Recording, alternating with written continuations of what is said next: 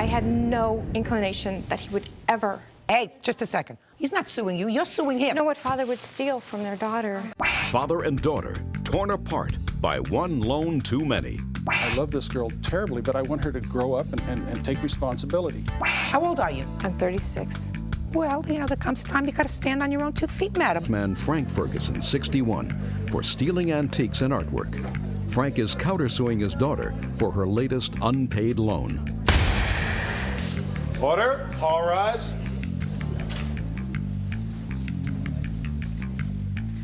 Your Honor, this is case number 469 on the calendar in the matter of Ferguson versus Ferguson. Parties have been sworn in, Judge. You may be seated. Gentlemen, have seats. Miss Ferguson, this is your father. Yes, ma'am. Your Honor.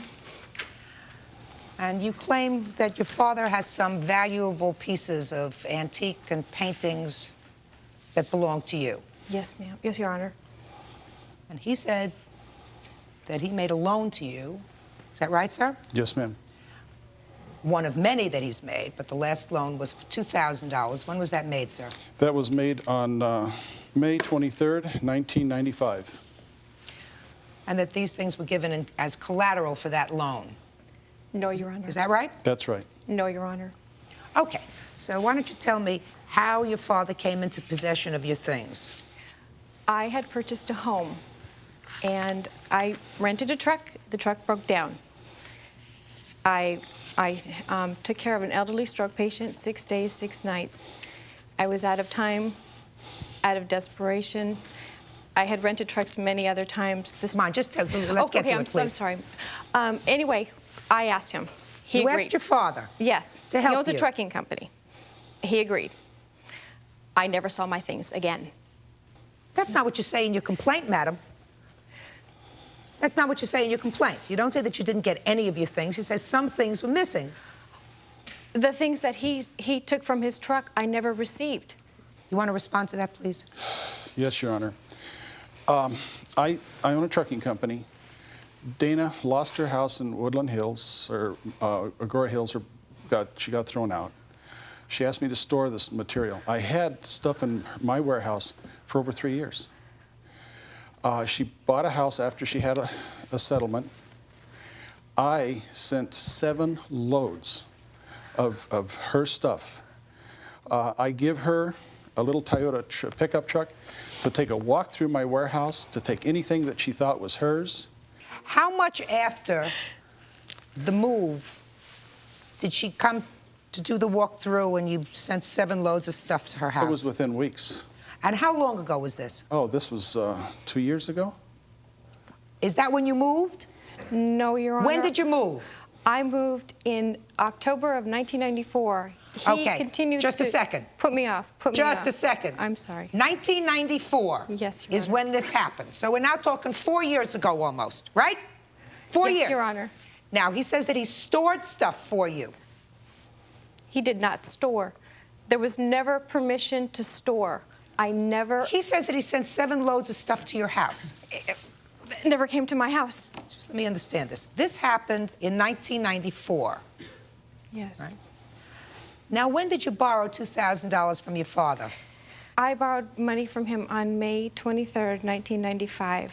I was under the impression he would still relinquish all of my items to me. I had no inclination that he would ever...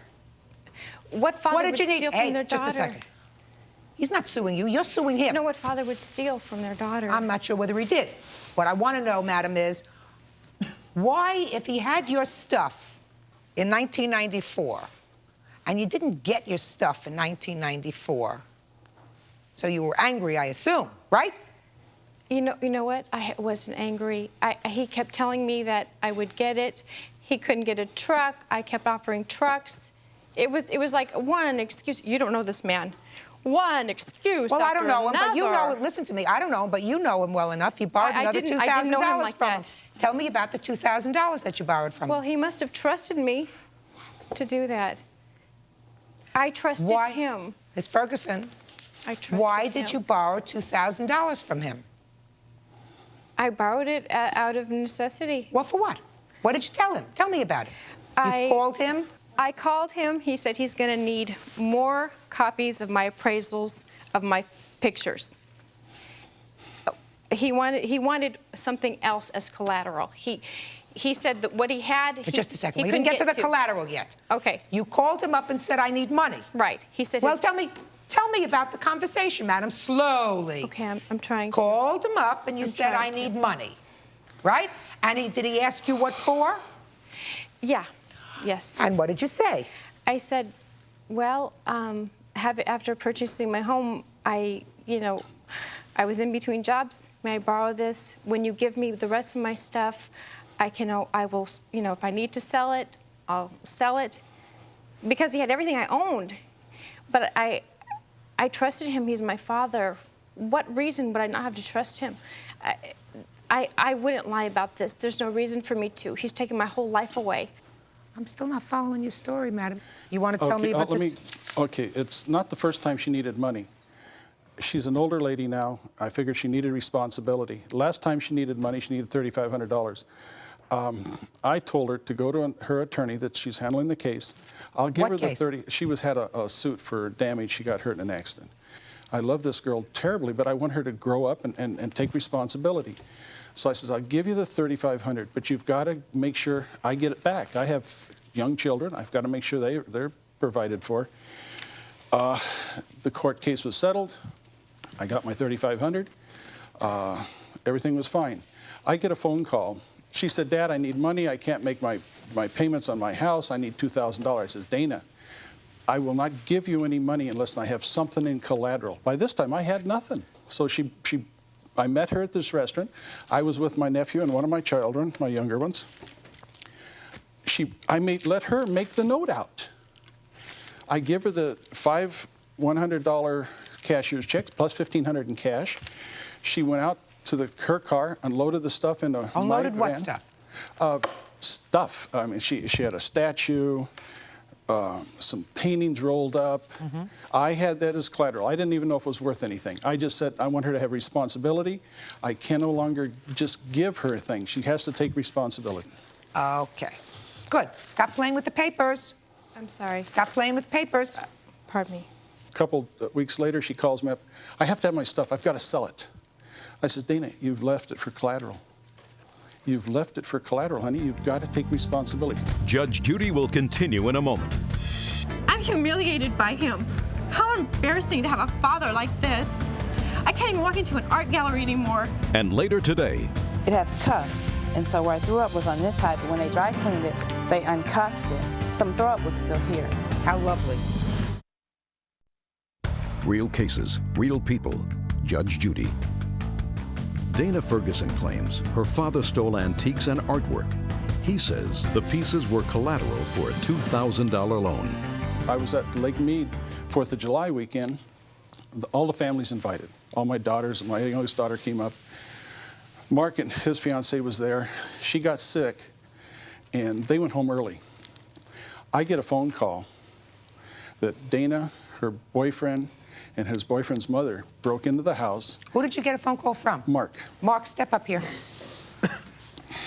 Okay, you're out on this trip. Is your father? Yes. My stepfather. Stepfather? I was on vacation at Lake Mead. You went home early. Yes. And what happened when you went home? The next morning, we were home, received a knock on the door. It was Dana, her boyfriend. She wanted to come into the house and get her stuff. I said, I know nothing about this. My stepfather, Frank, was on vacation. You'll have to wait until he gets back. I tried to close the door at that point. They pushed the door in, pushed me to the ground, roughed me up a little bit, came in and started taking things. I yelled at my fiancée to call the cops. She did. They came. The cops stopped them from taking the stuff, and they left. Does that sound familiar to you? Your Honor, it's twisted. Did you go to the house? Yes, after I was told everything was sold. Just a second. To I don't care prove what it you were told. wasn't. Did you go to the house when your father wasn't home? Yes, I was instructed to do so by my mom. I don't care what your mom told you. I know. You're right. Police were called? I wanted them to arrest me because then somebody would defend me.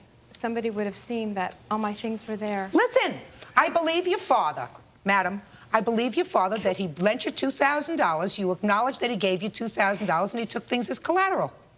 Have you seen the note, Your Honor? What note? This is the note. It only states 2 items. Let me see. And here's what he sent me only 2 months later. Okay.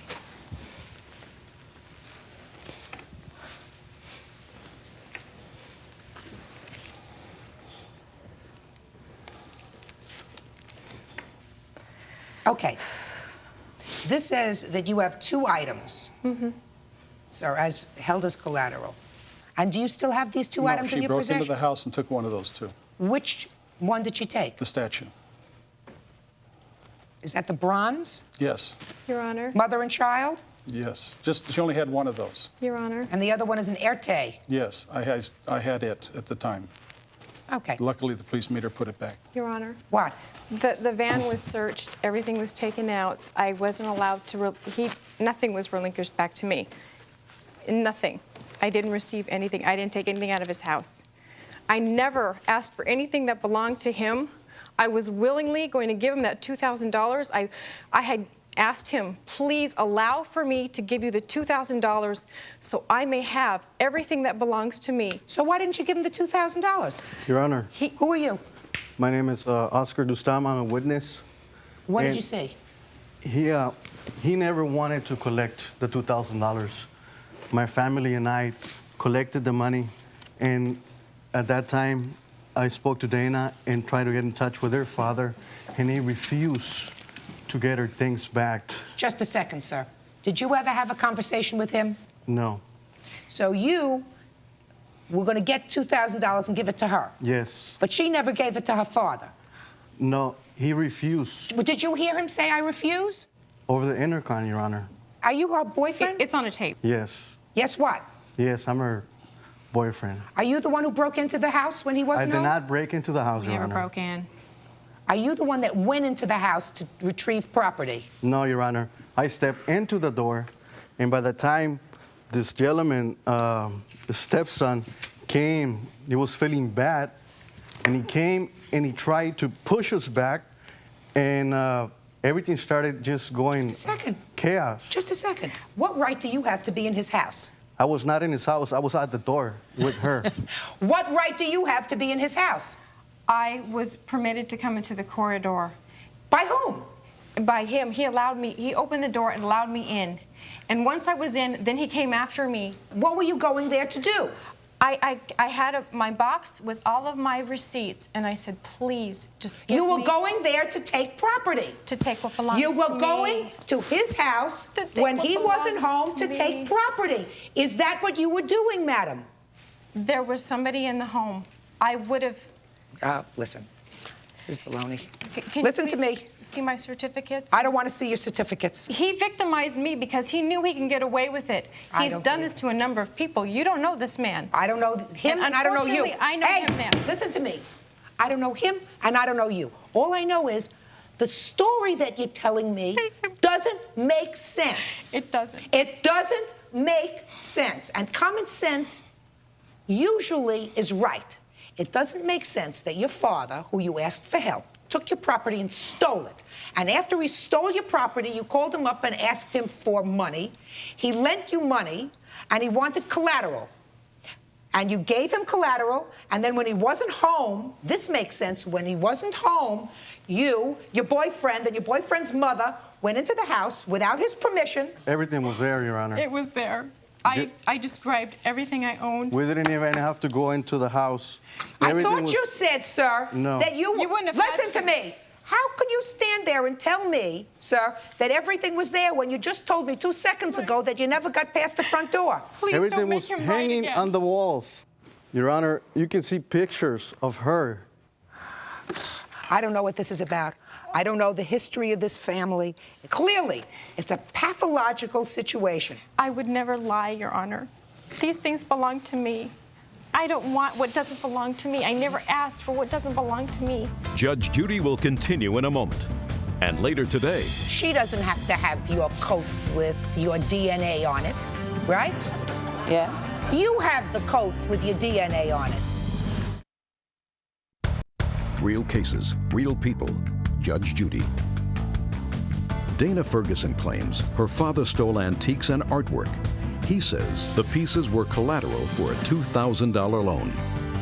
According to your father, has always been this way. Is that right? No, Your Honor. He'd been through therapy. What about you? I had to. For a long time? On and off. Yeah. But nothing to, because you have this as a father, of course. Listen to me. If you have this as a father, and if you've been in therapy for years because you have this for father, you don't call and ask him for money. How old are you? I'm 36. Well, you know, there comes a time you got to stand on your own 2 feet, You're madam. right. You're I bought my absolutely own right, house. so you got to stop. I moved out when I was 18. I was the only one with a relationship with this man. Well, you don't have one children. anymore. It's too bad. I am not convinced, too madam, that he bad. stole your property.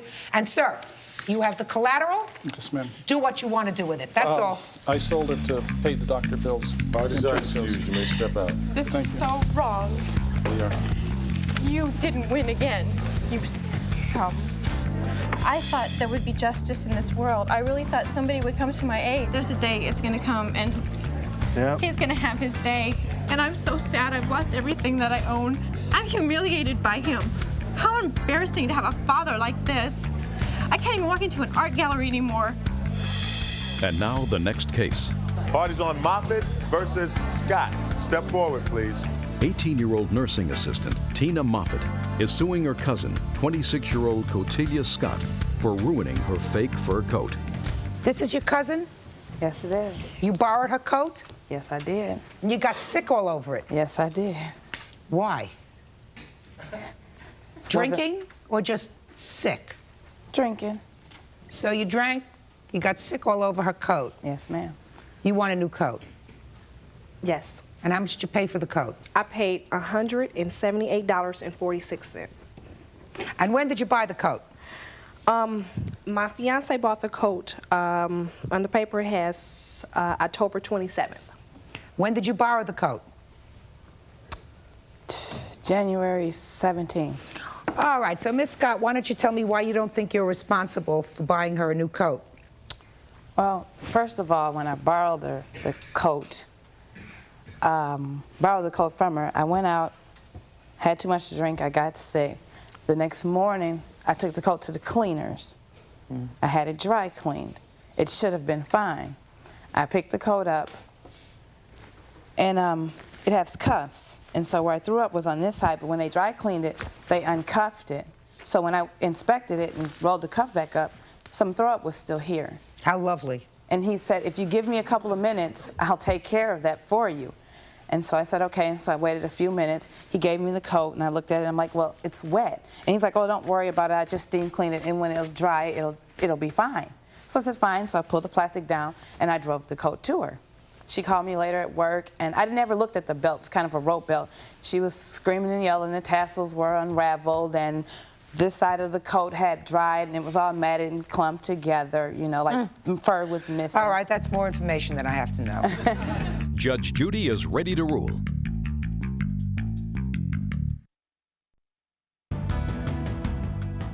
You borrowed the coat. Yes. Why did you borrow her coat? Did you like it? You were going out someplace special?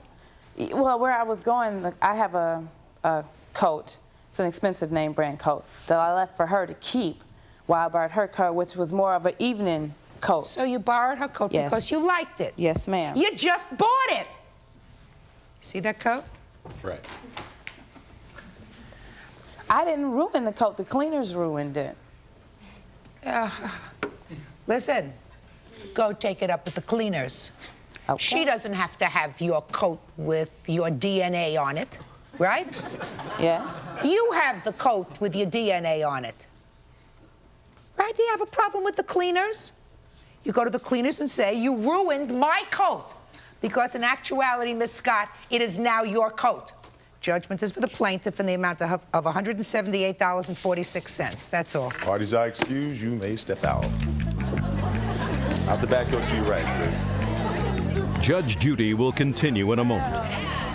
And on the next Judge Judy. I mean, I could have gave it to her the way it was. I tried to have it dry cleaned. It's not my fault they ruined it. So I just got myself a new coat. Well, actually, I'm glad she paid for it because it wasn't paid for, really. So she just finished paying it off on a credit card. So she did me a favor. Don't be touching my coat.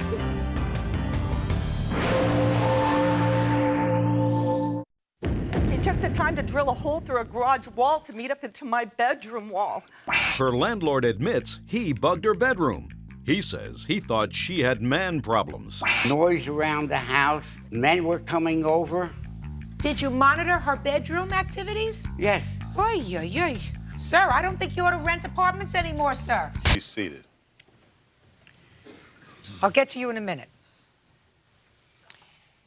This young woman was a tenant of yours, correct? Yes. Yes, ma'am. And she claims in her papers that you put a device in her house, a bugging device. Right. And you admit that you put a bugging Right. device in her house. She's suing you for breach of privacy. Correct. Now, you say that you had every right to do that, and I'm going to let you explain why, sir. Okay.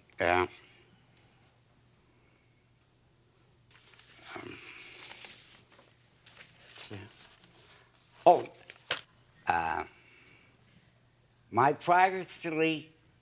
privacy of my home and myself was invaded by her.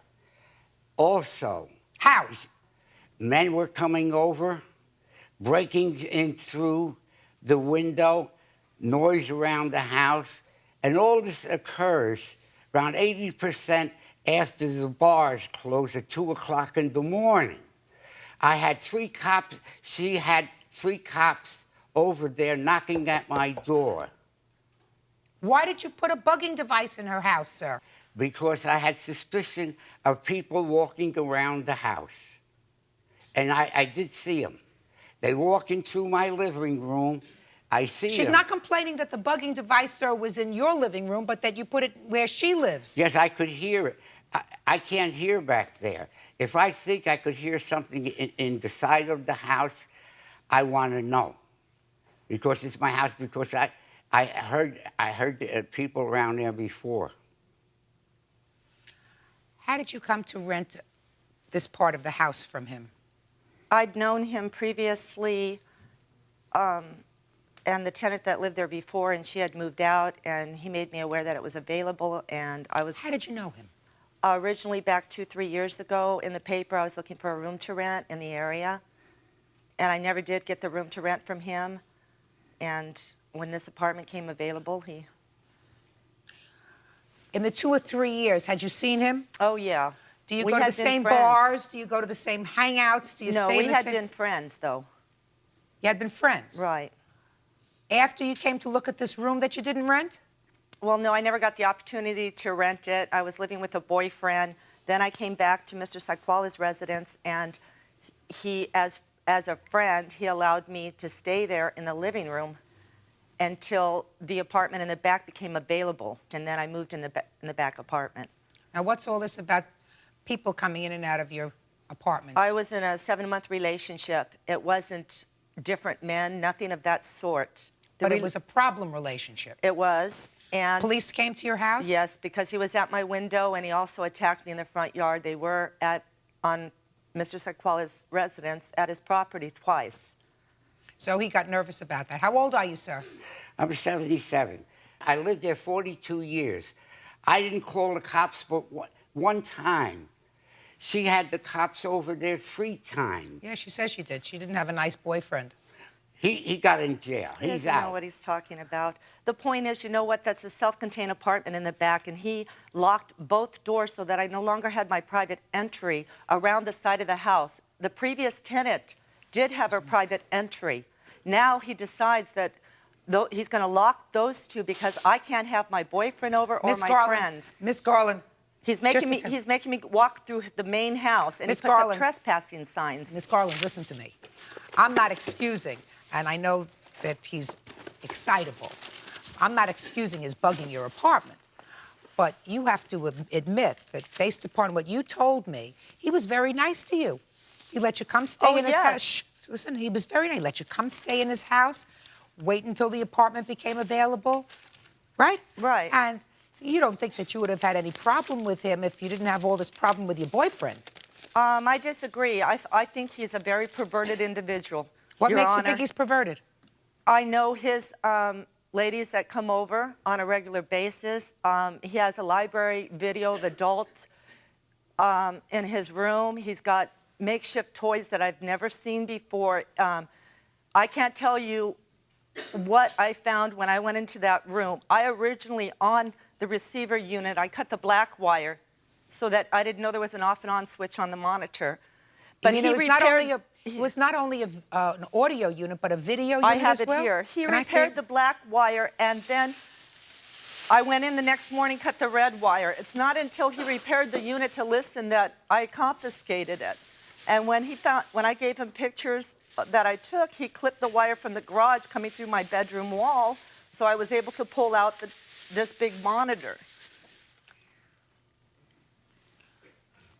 It was very devastating to hear my TV going on and everything in my place. What I'm asking you is was this a video unit as well as an audio unit? Just No, an ma'am. audio unit? Just audio. Sir, did you tell her that you were bugging her unit? What? Did No. you tell her No. that you were bugging her unit? No. Well, you can't do this, sir. I know that. Well, you can't do it. That's an invasion of her privacy. He took the time to drill a hole through a garage wall to meet up into my bedroom wall above my Just a bed. second. Did you drill a hole to get into her so that you could monitor what was going on in her No, bedroom? that was in there before she even moved in there. I What was it? agree with that. Did you monitor her bedroom activities? Yes. Oy. And everybody else that's rented prior to him, I believe that. Oy, oy, oy. Sir, I don't think you ought to rent apartments anymore, sir. You can't do that. It's against the law, sir. Judge Judy continues in a moment. He has 100 adult videos, makeshift toys in his room. It's very disgusting. I mean, if you'd seen what I'd seen. And later today, Did the dogs seem to like each other? Yes. Yeah, Mom was ready for it. You have the male dog, right? Yeah. It's usually the case. Yeah. real cases, real people. Judge Judy. Lori Garland says her landlord, Peter Schweiakala, placed a bug in her bedroom. He says she had too many gentlemen callers. Sir, listen to me. Are you on Social Security? Yes, sir. Yes, ma'am. Is that the way you support yourself, or do you have other sources of income? That's the only thing. Okay, is that enough to keep your house and to keep you... Not necessarily, just, I would say, a break even. You break even? Yeah. With your Social Security? Yeah.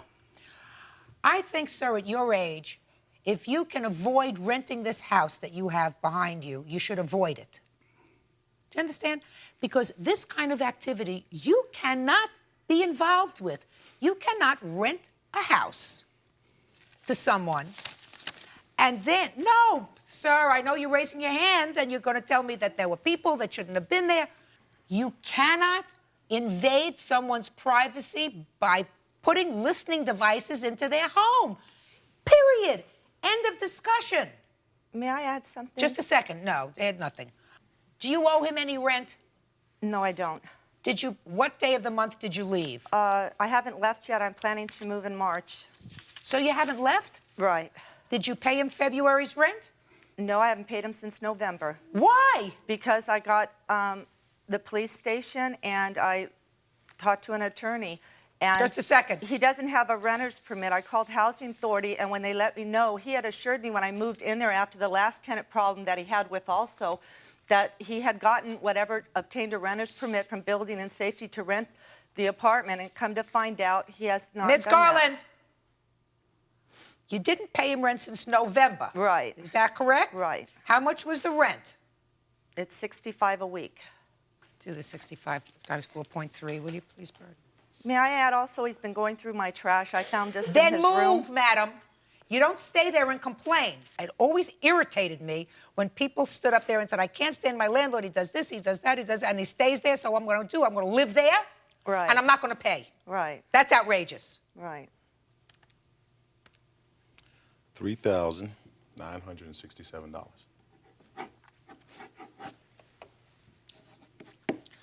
Now, sir, she's suing you for $5,000 for an invasion of her privacy. Right. And she's entitled to that money because what you did was outrageous.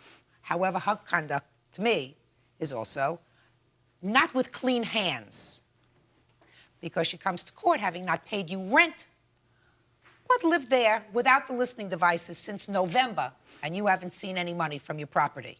So I am deducting the rent that she was supposed to have paid you from her requested judgment, and I am awarding you, madam, $3,967. And I'm doing that based upon your statement that you are moving March 1st.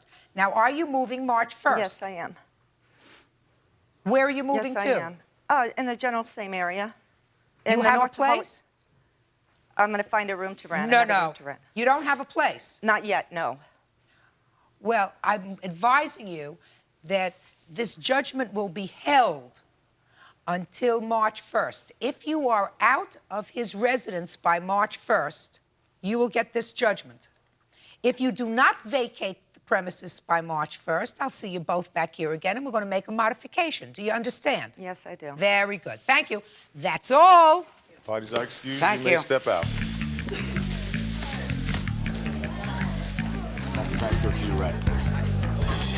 One time we were friends, was in the kitchen. You know what she said? She looked at me, she said, you know, Pete, I think I'm falling in love with you. And you know what I said to myself? Hello? Peter, look at Hello? me. I think you're getting a little no, delusion. I don't. I have enough of girlfriends of my own. I don't need you. And now the next case. Parties on Alush versus Harris. Step forward, please. 35-year-old customer service agent Tracy Alush says guitar shop owner Jordan Harris kept the stud service fee after their dogs failed to successfully mate.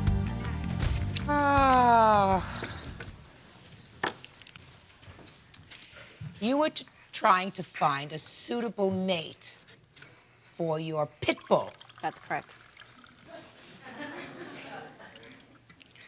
And rather than, according to your papers, and I'm editorializing a little bit, rather than putting an ad in the personal column, you went to the park. That's correct. Where you found this gentleman who had a pit bull. Yes. Did the dogs seem to like each other? Yes. Yeah, Mom was ready for it. You have the male dog, right? Yeah. That's usually the case. Yeah. She decided hers was ready. Yeah. Right? From you knew yours was ready. Mm-hmm. Mine's always ready. That's usually the case. Okay. So you made this financial arrangement where you were going to charge her a stud fee. Uh-huh. I mean, if he's always ready, you could have given it away for nothing if you really loved him, right? Well. But you decided that a stud fee was appropriate, right? So $200 was what you arranged. And at the appropriate time, you took your lady to his house? No, we first came to my house for about an hour or so, and they were... For sort of a courting. Like to a get to Motel know each other. 6. Yes. There's only one funny person here, sir. Okay. Oh, okay. You got it. All right. Judge Judy continues in a moment. I didn't care whether the dog had or not to mate another dog. So I took the dog, you know, just trying to give it a proper home because I have a good heart. Real cases, real people. Judge Judy. 35-year-old customer service agent Tracy Alush says guitar shop owner Jordan Harris kept the stud service fee after their dogs failed to successfully mate. In any event, to make a long story short, you took your dog over to his house for an overnight. Yes. And the dogs did, in fact, have a liaison. Sure. Right? Yeah. Careful. They got it. Careful! Huh? Remember what I told you. All right. Remember what I told you. Yes. But she waited and waited and waited and waited, and nothing happened, which meant that it didn't take. There were no Correct. puppies. Correct. So you want your money back. That's it. That's it. Now, you didn't have a written contract with each other, right? Yes, we did. Yeah. You had a written contract? Yes, we did. Let me see it. I don't have it with me, Your Honor. I moved and it got dislocated someplace. What did the written contract say? It Do you have said- your copy? What's that? What do you No, mean? I only gave her, it was on a napkin. So. A napkin, listen. It was Listen, real this is legal. California. They do napkins all the time here. That's right. Huh? Love to do napkins. All right, so what did it say on the napkin? It said that I'll get the dog pregnant, and if I don't, that she gets her $200 back. But, you know... Just a second. I don't think he understands the drill here. I don't think so, Judge. It didn't say but, it says she gets her $200 back. Okay. Now, what it said? Yes. Good. And your position is you were willing to have another overnight Yes. instead of giving her the $200 back. Well, what I told her on the phone was that she has to leave the dog over for at least 2 or 3 nights so they could hit it a couple times. Just a second. Can I ask you a question, sir? Sure.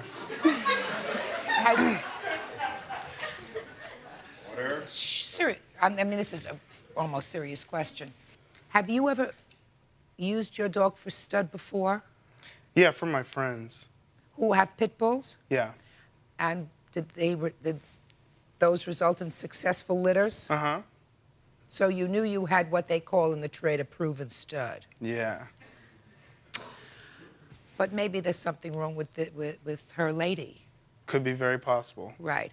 And your contract said if it didn't take, she gets her $200 back. That's what the contract said, but not by, word of mouth. I told her that she had to leave the dog over, and when I called her back one night, well, I don't know if you want me to get into that part of the story yet. Well, the case is almost over, sir, so if you have something to say, you better get it out now. No, all right.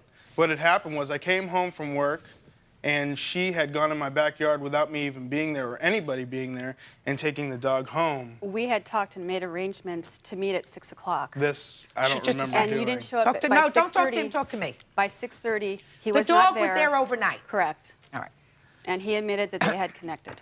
Is there any particular reason why you want to have puppies with this pit bull? You want to see the pit bull? What? No, I don't. It's a nice-looking dog. No, but why do you want Because I want another dog, plus I want to be able to sell the pups and make some money. Okay. Well, can I make a suggestion to you? Certainly. Do you have papers for your dog? No. Oh, you don't have papers for your dog? Well, that's a problem. That's a problem. And you don't care who your dog made. You have papers for your dog? No. See, because I would be charging a lot more for my dog because he has a brother that gets, with papers, $1,000 a stud fee. Well, it's interesting. Why doesn't your dog have papers? Because I got it from a person who wasn't taking care of the dog, and I told the people that I'd take it off their hands and give it a proper home and really take care of it. But why didn't they give you the papers? They didn't have papers to begin with. He owned some kind of wild animal. Just a minute. You just told me that your dog's brother gets $1,000 for stud. So Right. if your dog's brother gets $1,000 for stud, then the litter must have been a registered litter. You see, I know a little bit about that. So if you have a registered litter, that means all the puppies in the litter are registered, which means they can all get papers unless you have taken a puppy with the promise that the puppy would not be used for stud. Come again? No. Okay. Anyhow. Did you understand what I said, I Bert? heard every word. Judge Judy continues in a moment.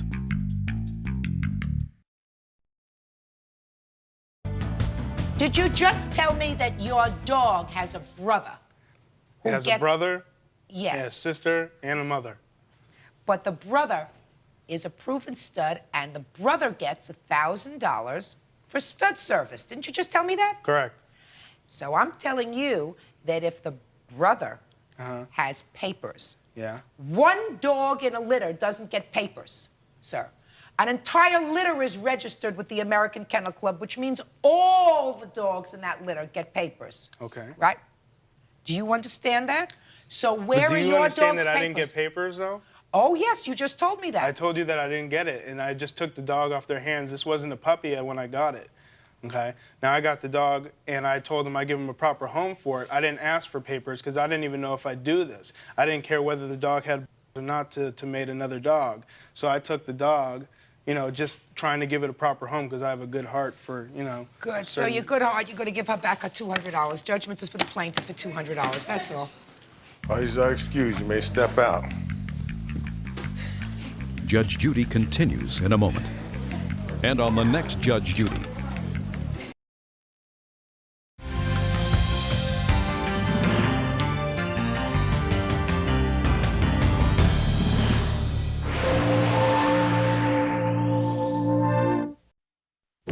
I looked at my car, and then I saw Lily on the driver's seat. I ran after her, but she took off at high speed.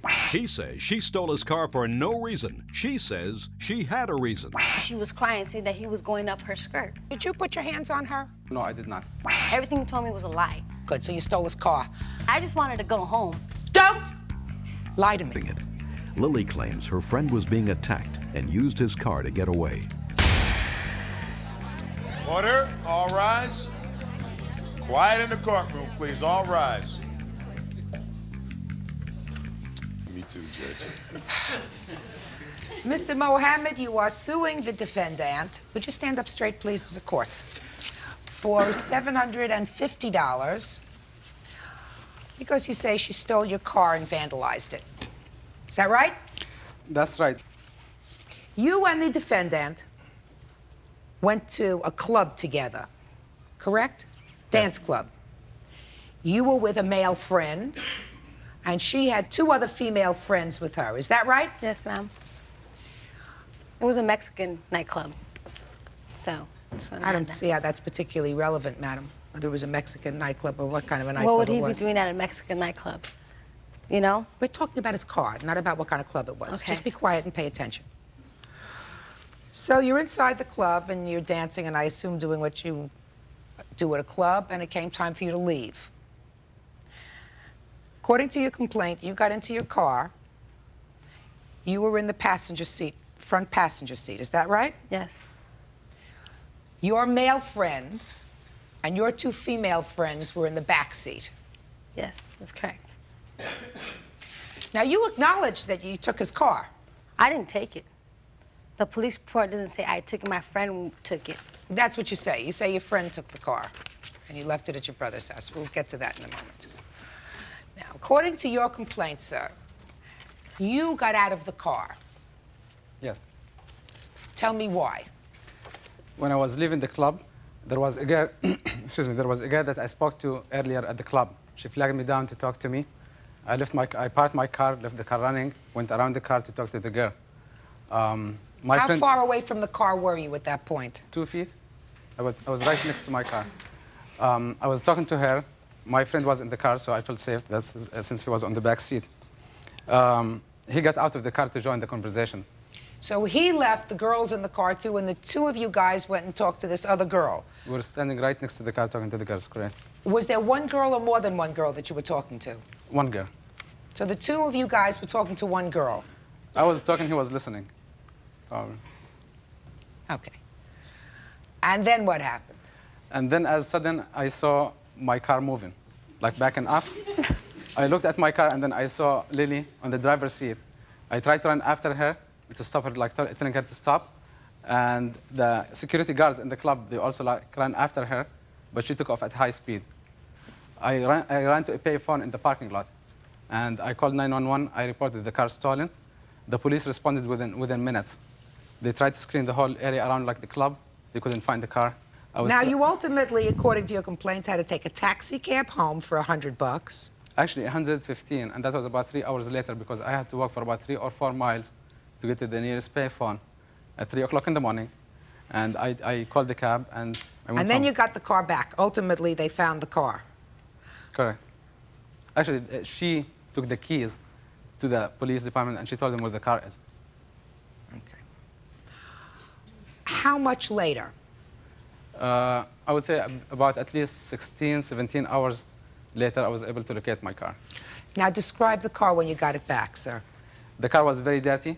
There was vomiting on the door, on the inside, on the interior and the exterior, on the carpet, on the leather. There was so much trash, like fast food trash from Jack in the Box. The property inside the car was badly vandalized. What property? I had a radar detector. You had what? A radar detector. Radar detector. That I paid $380 for it. This is the mounting bracket, and this is the wire connection, and that's all what's left from that device. My Ray-Ban sunglasses were flattened. Somebody has been sitting on them, so they're not usable. And as you can see, that the whole frame is twisted. What's in the bag? In the bag, actually, this is my belongings were left like this. If you look at them, some of them are business documents. Some of them are checkbooks that have been taken out of their cover. My credit cards were like Well, all were over these the in a place. suitcase or an attaché case or just in the glove compartment? I They had were them. just on the I had floor. them. I had them like In this the back. in the trunk. I had them like this in bags like these in the trunk. And then when I found the car, everything was trash and the bags were empty and the credit cards were all over. Until this point, I don't know if there is any of the credit cards missing or the IDs that I have because it's just a big mess for me to go through it in such a short period of time. All right. If you want me to itemize the parts that were damaged or missing. In a minute. Okay. Now let's hear your story. Look at me. Okay. Because I read your answer. Okay. He picked us up and we went out. There was no intention, like, you know, we didn't go as a date. We went as friends. He called you or you called him? He paged me, and I called him back. So you called him? Yeah, and he asked me, what are you going to do tonight? I said, I'm going to go out. And then he says, well, why? Because we were going to go out before, but I was like, I didn't want to go out with him. And So then you so went we out. went, he came and he picked us up. You and two friends? Me and my friend here, my other friend, she moved already. They picked us up. They weren't even dressed to go to a club at all. I mean, he was wearing like jeans and some shoes with no socks and like almost a t-shirt. It was like a t-shirt. And we went out, he didn't do anything. All he did was sit down the whole night. We were on our own. Miss Nava. Yes. He may not have been dressed to go out to a club. I think you are not in the position to even refer to that, since in my judgment, you are not dressed appropriately for court. Well, Do you understand? I'm coming from work. I don't care whether you're coming from work. Did you I'm ever coming hear from work. Listen to me, Miss Nava. You know. Did you ever hear the word sweater? I don't have a All sweater. right. It's hot Come on. outside. Judge Judy continues in a moment. The way he was dressed was awful. Awful. No class at all. To drive a nice car like he does, he has no class to dress. Real cases, real people. Judge Judy. Nikki Mohammed and Lily Nava met at a club. Nikki says Lily stole his car and trashed it. Lily says her friend was being attacked and needed the car to get away. And then what happened? Him and his friends were out somewhere, and me and my friends were just our way. So it was time to leave, and we were leaving. Okay, I had went inside to go to the restroom. My friend was in the car, and my other friend was in the car. When I come back, my friend here, and it's sitting down, she was kind of drunk, and she was crying, saying that he was going up her skirt. Because she was out the sunroof. They were parked, and she was standing out the sunroof. That he was going up her skirt. And I was like, why are you doing that? And then he started yelling at her. I was like, why are you yelling at her? And he was like, hold on. And that's when we reversed, and he parked. So after that, my friend Sandra, she didn't drink at all. She was mad because of what he was doing to her. And she's here to explain it to you. This one, the one who was drunk? The one who you just told me was drunk. She's going to explain it to me? This I got to hear. Right here. Order. Well, I was just like on the sunroof. I was outside saying bye to my friends. You were on the sunroof? Yes. You mean you were sticking your head out of the sunroof? Yeah, but the car was parked. Oh. And I was just saying bye to my friends because we have friends there. And all of a sudden, the guy, I don't know who it was. I just saw a guy with a beard. He was going up my dress. He lifted my dress up. So you didn't know who it was? No, I just saw a guy, because I saw his face, and I just saw, like, a beard on his face. Yeah, go ahead. And that's it, and that's all. And I got down, and I sat down, and I was crying, because nobody has ever done that to me. And I don't like that, so. You shouldn't drink to the point where you don't remember what's happening to you, madam. No, I remember what happened to me. I know what he did. She wasn't passed out. Did you put your hands on her? Your Honor, they were all wearing pants. None was wearing dress. So She was wearing a dress. I was wearing a dress. And to answer your question, no, I did not. Well, you were in the sun. Listen to me carefully. See, because I'm reading your answer here. Common sense suggests to me that the story that you're telling me is a lot of baloney. Let me tell you why. What I'm hearing is that he got out of the car to talk to another girl, which ticked you off. No. Just pay careful attention, because she's sitting in the back seat of the car. He was driving the car. How do you get him? The car was stopped. We were The parked car in was front of parked. the club. Doesn't make any difference. Yeah, The car was parked. It does make a difference. So, hey, listen carefully, ladies.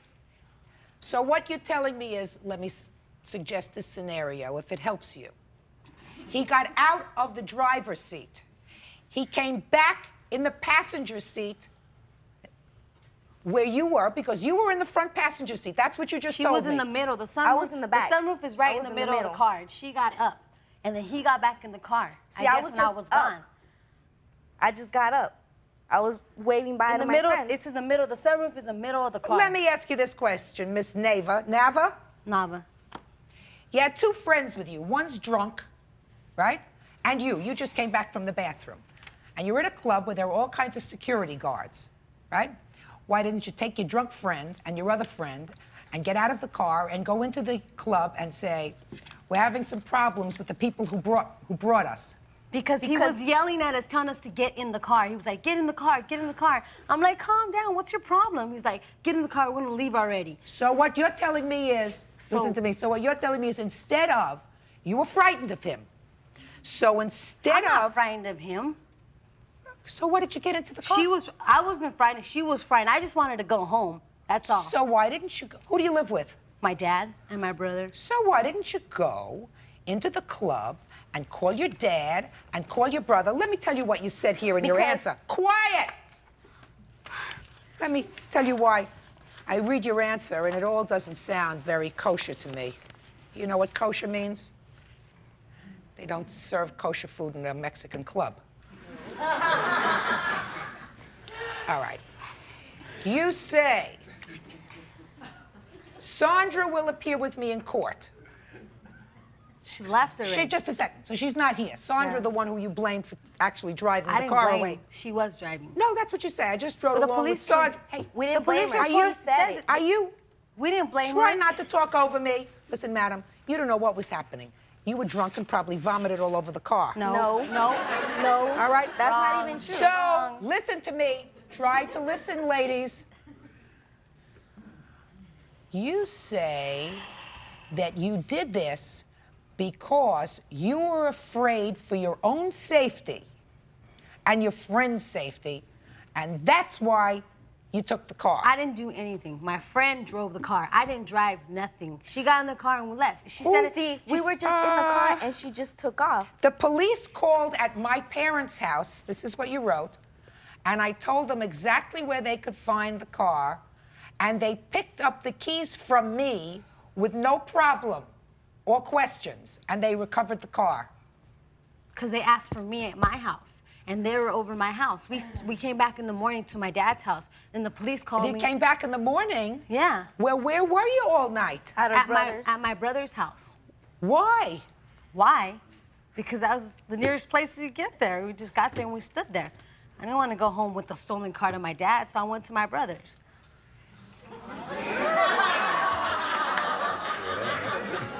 Yes. I love it when a game plan comes together. Judge Judy continues in a moment. She goes and she could drink all she wants. That's how I feel. I wasn't driving, so it's all right. Oh, please. They tell me Costa Rica is a very good place to live in retirement. Real cases, real people. Judge Judy. Nikki Mohammed is suing acquaintance Lily Nava for taking his Lexus and vandalizing it. Lily says she only borrowed the car and did no damage. Let me see your damages, sir. You have... I have $115 for taxi. Okay. I had $46.90. Just a second, Bert. Turn on the buttons, because, you know, Mother doesn't know how to do buttons. That's all good. Mother knows how to do truth, but not buttons. Go. $115 for a taxi cab. You're a big tipper. Yeah, go ahead. No, actually, it's about 35 miles. It was distance. $100 here that you wrote here in the complaint, sir. When you put it on the back, you said $115. So I assumed that it was $100. You gave him a $15 tip. Don't lie to me. You want me to show you? You want me to show you your complaint? Actually, it was miswritten. But anyway, it's $115 for taxi cab. It's $46.90 for rental car. It's $35 for the key emblem. When did you rent a car? The next day. Why? At 9:30, because I had no car. I had to go about my business. Why don't you tell your girlfriend to take you? Madam. Madam. When I received the keys back. Ay, ay, ay. This is our future. Go ahead. This is our future. When I received, Come on, come.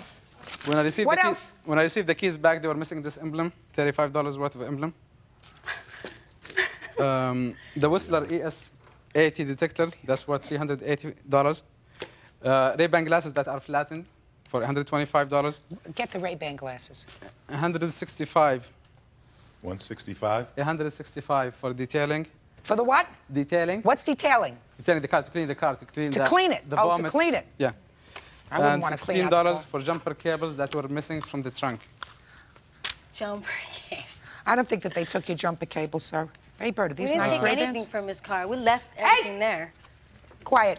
You trashed his car.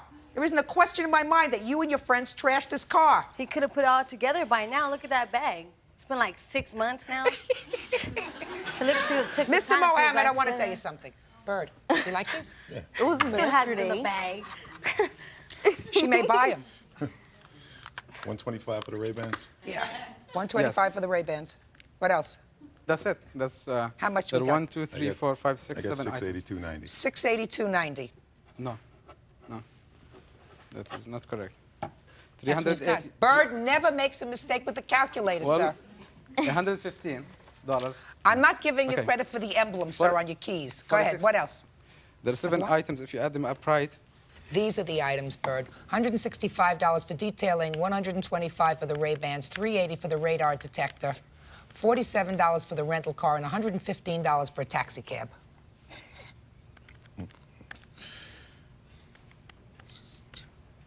$832? Okay. Now, Mr. Mohammed, you have to exercise good judgment, sir. Yeah, you're too You old are- for this. How old are you? I'm 18. He's 30, what, 5? Madam, nobody dragged you in the car. Nobody told you that you had to go He with didn't him. have to lie Nobody about said. his age. Nobody said. He lied about everything. He lied his about his name, age. about his age, where he lived, everything. Everything he told me was a lie. Good. So you stole his car. Stupid. We didn't steal What? it, though. Just a second. Let me explain something to you. This is dangerous business. Dangerous business. You acted like an idiot that night. You got one friend who's drunk. I don't know where the other one is. I don't know whether she had been drinking or not. You're right. It's all right, though. She doesn't drink. She's old enough to drink. The other girl's not old enough to drink. She's old enough she could drink all she wants. That's how I feel. I wasn't driving, so it's all right. Oh, please. Costa Rica. They tell me Costa Rica is a very good place to live in retirement. Judge Judy continues in a moment. Mr. Mohammed, be smart, right? Don't fool around with babies. These are babies. They're not fully cooked yet. The only thing that they are is stupid, because they shouldn't have been in your car. And they certainly, if they felt that they were threatened, which I doubt. See, because if I really felt that they were threatened by you or your friend, I would have some compassion for them. But it seems to me, if you feel threatened in a situation and you are in a place where there is all kinds of security, you take yourself, but they don't even do nothing. you There's take two yourself securities. That inside ain't to a all phone kinds. booth where there are a lot of people, and you make a phone call to your father, your brother, whatever He else. said it himself, the phone's not till 3 blocks away. that's not true. They're in the parking lot. Didn't you just say that? No. Yeah. And you're lying. No, Again. it's right there in the police report. Always lying. Always. There is a phone in the club. But he said he had to walk. There is a phone. He said he had to walk. He said he could have gone to the phone in the club too. Madam, he said he chased your car. Where? To the end of the parking lot? God, get her out of here. Judgment in this case is for the plaintiff in the amount of $832. Parties are excused. You may step out. Out the back door to your right. Judge Judy continues in a moment. And on the next Judge Judy, The way he was dressed, just awful. Awful, no class at all. To drive a nice car like he does, he has no class or dress. And right now, maybe, but when he went out with us, no way. She was drunk. You know, I knew what was going on. But see, that's all right. I'm old enough. This is a joke, you know? This is a joke. This is a 30-year-old man. He's kind of grown.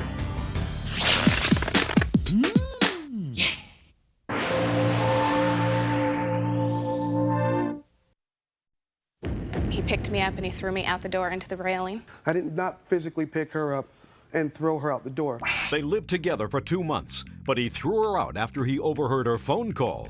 Was she, according to you, selling cocaine? She was buying it. She confessed up to that when we went to court. Does that have a ring of truth to it? Yes, it does. Good. Is suing her ex-boyfriend Ron Smith for assaulting her during an argument. Order, all rise. Quiet in the courtroom, please. Your Honor, this is case number 333 on the calendar in the matter of Sullivan versus Smith. Parties have been sworn in, Judge. You may be seated. Have a seat, sir. Miss Sullivan, your complaint alleges that the defendant assaulted you. Yes. Over a year ago. Right. And you're suing him for the hospital bills. Right. So I want you to tell me where he assaulted you, how he assaulted you, and why you waited a year to bring this lawsuit. Ron and I had known each other about 5 months, or we were together for about 5 months. After 3 months, we moved in together. And probably about 2 months after that, Ron and I had an argument in our apartment, and he asked me to leave, and I told him to go to his friend Jesse's house and that I would be gone by the time he got back. It turned in just to an argument, and he picked me up and he threw me out the door into the railing. I walked down the stairs and to the Chevron station where I called the police and my dad. The police came and arrested Ron. Ron and I didn't speak for 2 weeks. After that, we got back together, and Ron agreed to help me pay the hospital bill. Okay, so you got back together again. And how long were you back together again? Off and on, probably 7 months. When you say off and on for 7 months, you mean you lived together? No. You didn't stay at his house? No. After that, my cousin and my grandmother, after I left the hospital, had to go to my apartment and move me out because my knee was sprained, and I had 8 stitches in my face and a slight head concussion. And I moved into my Aunt Anna's house at that time. So you never again stayed at his house? No. But you dated? Yes. And then what happened? It just didn't work out. He agreed to pay half of the hospital bill or help me out with the bills. And when we broke up, I had called him and asked him if he was still going to help me, and he told me, good luck. I'm moving in November to go to the wrestling camp. Okay. So that's when I decided to take him to court. You made an agreement with him, according to you, that you consented to for him to pay for half of the medical bills. Right, and he had agreed to it. Okay. And how much were the medical bills? It's $1,177 now in a collection. $1,177. You're right. That's the whole bill? Yeah, in collection. The whole bill was $882.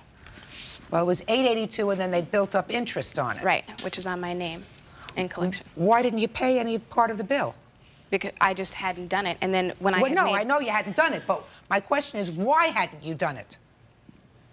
I had just figured that Ron put me in the hospital, then he should have to pay for it. Why should I have to go through that and pay for it, too? Well, I'm just asking, I understand that, but what I'm questioning you about is, if you agreed with him that he would pay half the bill, why didn't you, since you were going to pay the other half, pay the other half instead of stiffing the hospital completely? I just didn't do it. Well, that's not very responsible. It's not. What kind of work do you do? I'm a waitress. Now, you're suing him for a lot more than half of $1,177. Right. Why? I'm suing him $1,200 for the 6 weeks of loss of work. Why? Because I missed work because of him. But you were seeing each other after this incident. I'll get to you in a second. Yeah, we were. And even at the time when you separated 7 months later, according to you, you still said to him, what about the half of this hospital bill that you said you were going to pay? And he didn't want to do it. Also, I still don't understand why now you're tacking on a whole lot of other things. I had changed my mind. I had decided, why should I have to pay for half of it when it wasn't even my fault? He put me in the hospital. He should pay for the whole thing. Yeah, but you, according to you, had an oral contract with him to pay for half of the bill. Basically, yeah. Okay. Now, Mr. Smith, you want to tell me your version of these events, please? Yes, ma'am. First of all, we did get into a verbal confrontation, and what it was when we were living together, she was purchasing cocaine. And I have 2 kids. I paid my child support. I only get to see one of them, and I didn't want anything to jeopardize my son being able to come and visit me in my home, and something like that would. I asked her to leave. She refused to leave. I didn't pick her up and throw her out the door. She got hit with the door. She stuck her foot in the door, and then I put my hand on her to get her out the door and close the door behind her. I did not physically pick her up and throw her out the door. I went through my anger management classes, and You pled guilty to the assault. I pled no contest. That's the same as guilty. Yes. I went through my anger management classes, and like she says, you know, I did agree to pay half of the hospital bill. I did. It was all fine and good until just a little while ago. What it is she calls me up, and when she does call me, she's drunk. And all she wants to do is make up. She's pledging undying love and affection. You know, she wants to be with. She comes to my work drunk. She calls me up drunk, telling me that she loves me. She just wants to be with me. She's never loved anybody like me before, and blah, blah, blah whatsoever. And when I told her, no, I'm sorry, I'm moving, I'm going to Atlanta, she wanted to come to Atlanta with me. After the incident happened, she quit her job so she could move to Minnesota because she was going to be with her mother. It had nothing to do with me at all. That's why she missed that work. She quit her job. Okay. I did not make contact with her after the incident. She made contact with me. Tell me about this argument. The reason that you say that you pushed her out of the house was because of cocaine. Yes. Was she, according to you, selling cocaine? She was buying it. Judge Judy continues in a moment. Since when do I do drugs? You don't smoke pot? No, I don't. You don't Do you? get drunk? Oh, You called okay. the studio drunk off you. And later today, He broke the engagement. By having this affair? No, he needed time alone. He needed to find himself. real cases, real people. Judge Judy. Misty Sullivan says her ex-boyfriend Ron Smith assaulted her during an argument and wants him to pay for her medical bills. Ron doesn't deny he injured Misty, but says they agreed he would pay only half of the bills. Tell me about this argument. I tell her, I don't want this in my home. I told her that when she got off the phone. We argued about it. I don't want this in my home. Like I said, my son comes over. So the next day, I go to work and I come home and she's on the phone with one of her ex-boyfriends that she's making this cocaine deal with. And I told her right then and there, don't do it in this house. I don't care if you go down to the payphone down the street. Don't do it in here. And that precipitated this argument. Yes, ma'am. Now, Ms. Sullivan, I just want to ask you one question. Does that have a ring of truth to it? Yes, it does. Good. So, that's what the argument was about. Well, say nothing. That doesn't excuse the fact, madam, that he put his hands on you. No. That doesn't excuse that. That's saying that he has a right to have you out of his house. If you're that dumb, that you would involve the household in a situation where even for a moment there was going to be a drug transaction taking place even on the phone. That still doesn't excuse her, someone of your size, from giving her a shove outside, and she was clearly injured, right? Yes, ma'am. Yes, ma'am. All right. So, somebody's got to pay for that. According to what she says, and according to what you seem to acknowledge, that you had agreed to pay for half of the medical bill. Correct? Yes, ma'am. That was your agreement. Yes, ma'am. Well, you didn't pay and she didn't pay, so the only one that got stiffed so far is the hospital that provided the service. That doesn't sound fair, right? Right. So, you have to pay, sir. You have to pay half, and I'm going to round it off because I like round numbers. $1,177 we're going to take to $1,200, so the judgment in this case is for the plaintiff in the amount of $600. That's all. Parties are excused. You may step out.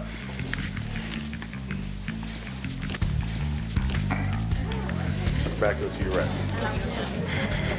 I think the justice system is the best in the world. Thank you, Judge Judy. I'm sure she'll find something else to give me hell about before I leave. I got like another week or so. And now the next case. Parties on Urea versus Snyder. Step forward, please. 21-year-old Christy Urea says she and 24-year-old Christian Snyder were engaged to be married until she caught him cheating. She's suing for credit card bills and wedding expenses. How old are you? 24. Young looking. You're lucky. Thank you. But not smart. Because according to this complaint, you were engaged to the boss's daughter. That would be me. And you had a little tryst with somebody in the office. And then the engagement was over. And she says that you owe her money from all the things that she spent for the wedding and some other credit card bills. And you signed a note. And then she said you didn't pay. Is that what this is about? Yes, he stopped paying. He had been paying for a while. Okay, so that's pretty much what this is about. Was he working for your father at the time that you became engaged? Is that how you met him? No, it's not. Because becomes important in this story later. He said he was coerced into signing this note. So who was he working for when you met him? He was working for an automotive shop somewhere down in Montclair. As a mechanic? Yes, I believe so, yeah. And how long did you know him before he came to work for your father? Probably a little over a year. Is that right? That's about right, yeah. And what kind of business does your father have? An automotive repair shop. So it was the same kind of business? Yes. And what were you doing for her father? Working as a mechanic? Yeah, and also helping run the office. Do you have any brothers? Yes, I have a brother. Does he work in the business? No. Do you have any other sisters?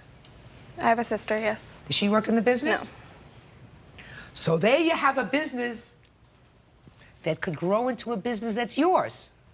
Did that ever occur to you? Yeah.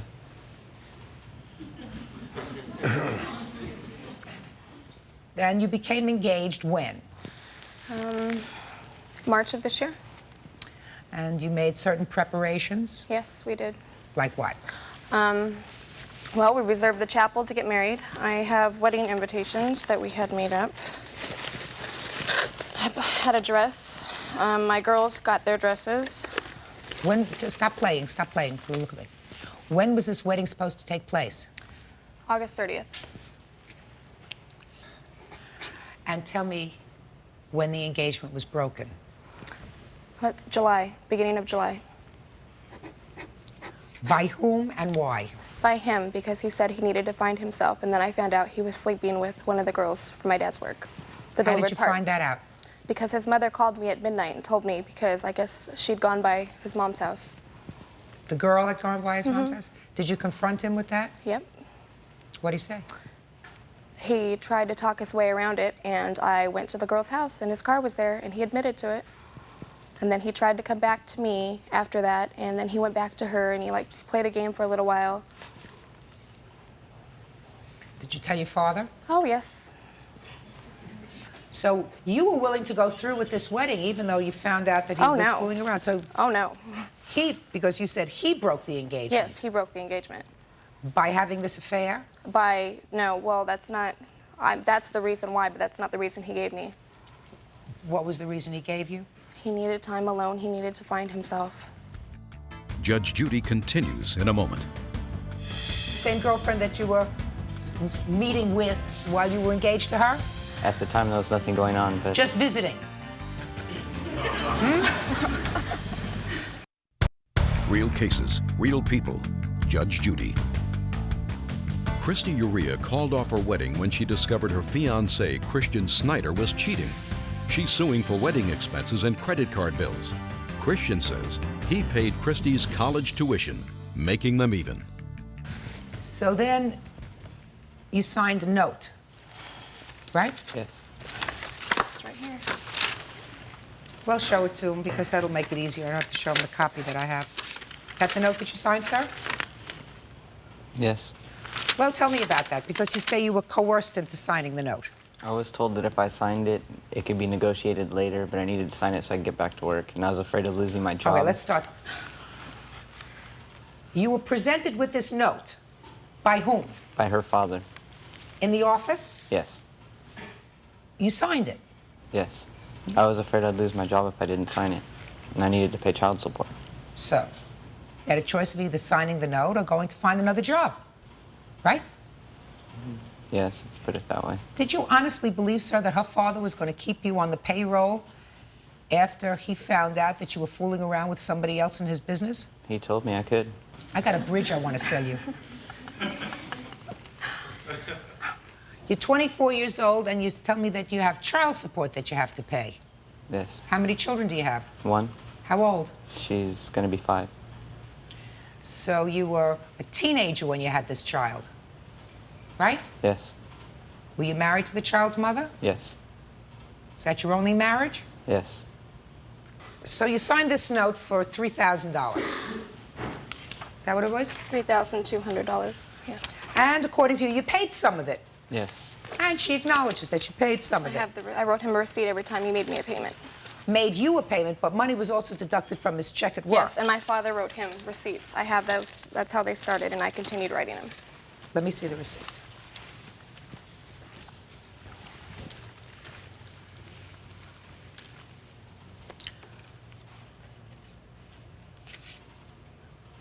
Well, the last one was in September, right? Mm-hmm. And there was a balance due of $2,294. Correct. And you're still suing for $3,000. Yes. Explain that to me. I have a proposal I had done. He kicked holes in my wall and attempted to fix them. When? The last month that we were together, when he started acting really bizarre. Before or after you had him sign this note? Before. Forget it. What's next? The wedding invitations that I had to pay my mother back for. You had ordered those invitations before this note, correct? Yes. Well, look, Miss Urea, we're not going to reinvent the wheel here. I understand. You, at a time, memorialized in writing and had him sign, your father had him sign, what he owed you as of a date certain. He, according to you, made certain payments. These are all the payments that she says she has. And do you get a copy of these receipts? Yes, I do. Okay. Do you have any question in your mind that the last receipt indicates that the balance due is $2,294? I believe that's what it was, yes. Okay. So, now you explain to me, sir, why you don't owe her this money. Because I don't have any of the stuff she wants me to pay for. I also paid for her school, which I was never reimbursed for. I figured we'd just make it even. Well, did you have an agreement with her to pay? A verbal agreement, she was going to pay me back, yes. Well, explain that to me. I gave, because her father would pay for school and she got good grades. So in order to get started, she needed money to go to school, to pay for first semester, and then her father would pick it up from there. How much did you pay? I don't exactly know how much it was. Well, if you don't know, I don't know. I believe it was maybe $200, including books and stuff. Give me another reason why you don't owe this money. The first one I'm shelving. The whole time we were together, I was also helping her on her credit cards and stuff like that. Just from the past year, I have almost $2,500 in canceled checks and stuff to her credit cards. Sir? That's not You both true. used her credit cards. You're clutching at straws, Mr. Snyder. You signed a note for $3,200. You're 24 years old. You've been married once, divorced once. You're the father of a child. That's the end of the story. If you had said to me that our father coerced you into signing this note because he took your left ankle and tied it around your right ear, right? And he was torturing you, that's against the law. Well, you don't know her father. I mean, he has called me threatening me that he's going to come take it from me and stuff like that. You mean when you didn't pay? Yeah. Well, that's a different story. When you didn't pay, I'm talking about when you signed the note. And according to you, you felt coerced into signing this note because you were afraid to lose your job. Not only that, her father is extremely intimidating. What do you mean is extremely intimidating, sir? He just is. He's very Like me? hot-tempered. Huh?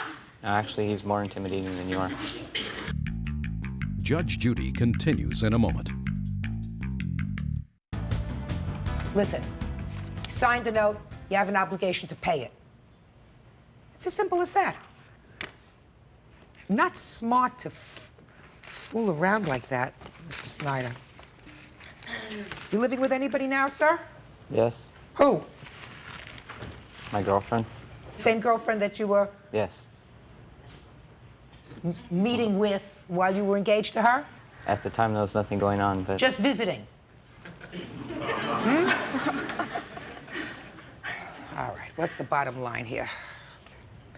Judgment is for the plaintiff in the amount of $2,294. Thank you, that's all. Thank you. Parties are excused. You may step out. Judge Judy continues in a moment. And on the next Judge Judy. You came crying back to me because you were so confused, because you're so distraught at the age of 24. Yeah, who showed up at whose house at 2 o'clock in the morning? Yeah, to Thank beat you. your little girlfriend up, that's why. He did this to his ex-wife, he did this to his other ex-girlfriend, and he owes all kinds of women money. So women everywhere can look at him and know this is the kind of guy he is. He's a man, a real man. No. Look at how she's acting now. It just kind of shows how she was at home, too.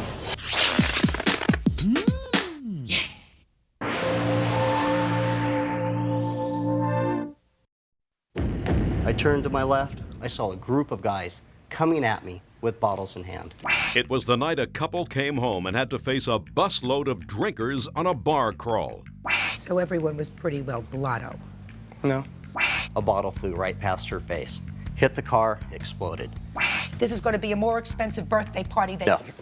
dating. Yes. Do you live together? No. I have co-complaints. One $4,000 filed by you, the other $500 Yes. filed by you, and you are claiming that the defendant, while in the company of several others, assaulted you by throwing bottles which shattered on you. Correct. And the car. And the car that you were in. And according to your complaint, sir, you were in a car with a lot of other people. Yes, limo bus. A bus. A limo bus. So why don't you first tell me about this limo bus, and then we'll get to what happened. Together, all go as one. No one would drink and drive. And then we'd go bar hopping. And you did that.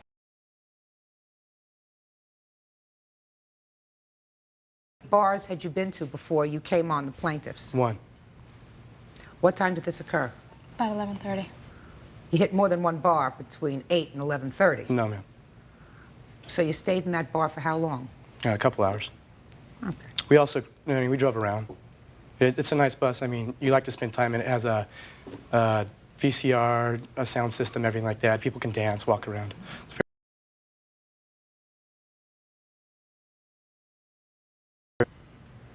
And you paid for the bus? No. And they...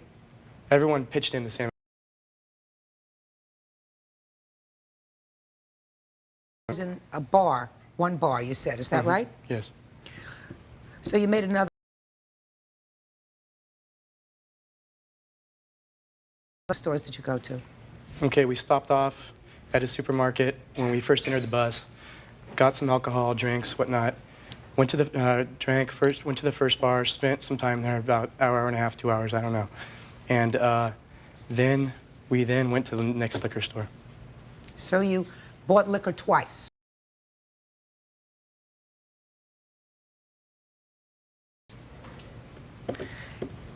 Well, when we ran into the defendant here,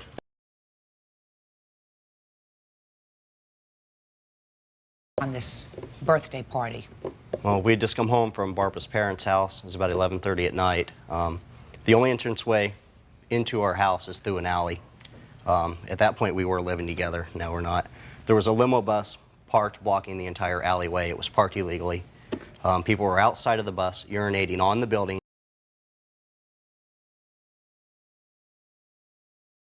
Up, they didn't comply. At that point, Barbara got out of the vehicle and asked one of the members to move.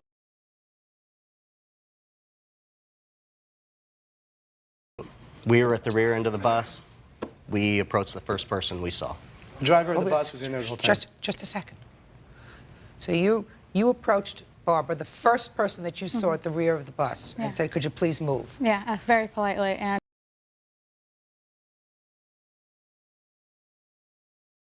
I just didn't know what to do and asked him to get out of the car, which he did. Your Honor? Sit. So did you get out When she entered the vehicle again, and I could tell that they told her no, I then got out of the car. Now, keep What's in your mind, first name? John. John!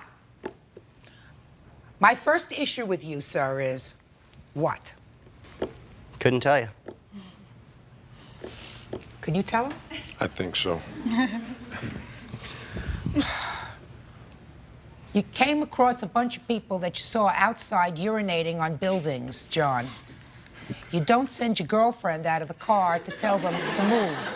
You get out of the car to tell them to move. This was, we didn't see all this until we got out of the car, till both of us were out of the car. I mean, I don't see late at night you going by yourself to this group of people. You know. There was a lot of girls, too, a lot of young girls around with them, too. I mean, it just looked like a bunch of partiers, so we didn't think anything of it. We asked politely. When they were rude and everything, that's when we just got back in our car and waited. Who did you ask? Hey, listen to me. We never got off the bus. We never, my cousin, this is my cousin right here. This is my witness. And my teammate, and we never got off the bus ever. Did I ask you a question? Well, I can't stand and listen to people laugh. Just a second, did I ask you a question? No, ma'am. Go ahead. When Barbara entered the vehicle, I got out of the vehicle, went up to the first person I saw and said, hey, this is the only way to get to our house. Can you please move up the bus? When I got out of the vehicle, of course, other members of the party came up. They see a guy coming out, automatically everybody's instincts comes into play, and then when they create a confrontation. As soon as he said no, I threw up my hands and said, okay. I mean, I'm not stupid. I'm not going to go up to a whole group of guys and pick a fight with them. So what Two did or you three, do? yeah, whole group, no. At that point, we got back in the vehicle and waited. This is a very busy street. We have a large police force that patrols the area. I figured, hey, we'll get in the car, a cop's going to come by. These people are going to get busted. They're plastered. No cop came by. We waited about 2-3 minutes. People started getting back in the bus. It pulled up. At that point, we said, great. Pulled into the alleyway, go up, I'd say, about 50 feet to our fence, which you have to get out of the car to unlock the padlock to get into our driveway. When I exited the car to unlock the gate, I heard, hey, you want to start something? I turned to my left. I saw a group of guys coming at me with bottles in hand. As soon as I saw this group approaching us, I turned to Barbara and I said, get in the car now. At that point, she looked at me, eye contact, a bottle flew right past her face. Hit the car, exploded. Dove into the car, and we gunned it. As soon as we slammed the doors, the back window shattered from a beer bottle. Okay, bottles, plural, lots of bottles. We immediately sped up. I mean, I don't know how we didn't hit nothing going down our alley, going that fast. Went directly to 7-Eleven down the road and called 911. At that point, the bus pulls by, stops at the red light. All the members on the left-hand side of the bus roll down their window and laugh at us while we're standing there calling the police. Judge Judy continues in a moment. This is going to be a more expensive birthday party than you thought. Much more expensive. And later today, His mother doesn't want him to have this car. He knew that, which is why he kept it a secret. You took advantage of him. real cases, real people. Judge Judy. John Wilson and Barbara Chaydez say Quincy Smith and his pals harassed and threw beer bottles at them during a drunken bus ride. Quincy claims he's innocent and not responsible for his friend's actions. So the windshield was shattered. The back windshield was shattered Correct. on your car. And who was hit with the glass? I was barely missed by it, and it hit my car door and shattered all over me. I had to take a shower and take all my, totally change and everything because I had glass everywhere. What was the damage to the car? We have pictures. We have of the pictures and vehicle. bills. Now, once the police did arrive to come take our statement, they immediately got a priority call that there had been an altercation at a bar down the street, so they had to leave us. Well, it turns out the altercation was this member and his party had stopped at their next bar and assaulted 2 police officers. Undercover cops or something. We don't know the whole story.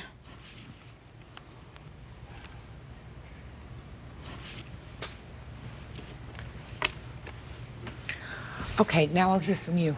Okay, first of all, I'd like to say that I have empathy for the plaintiffs. What happened to was an awful thing. Should never happen to anyone.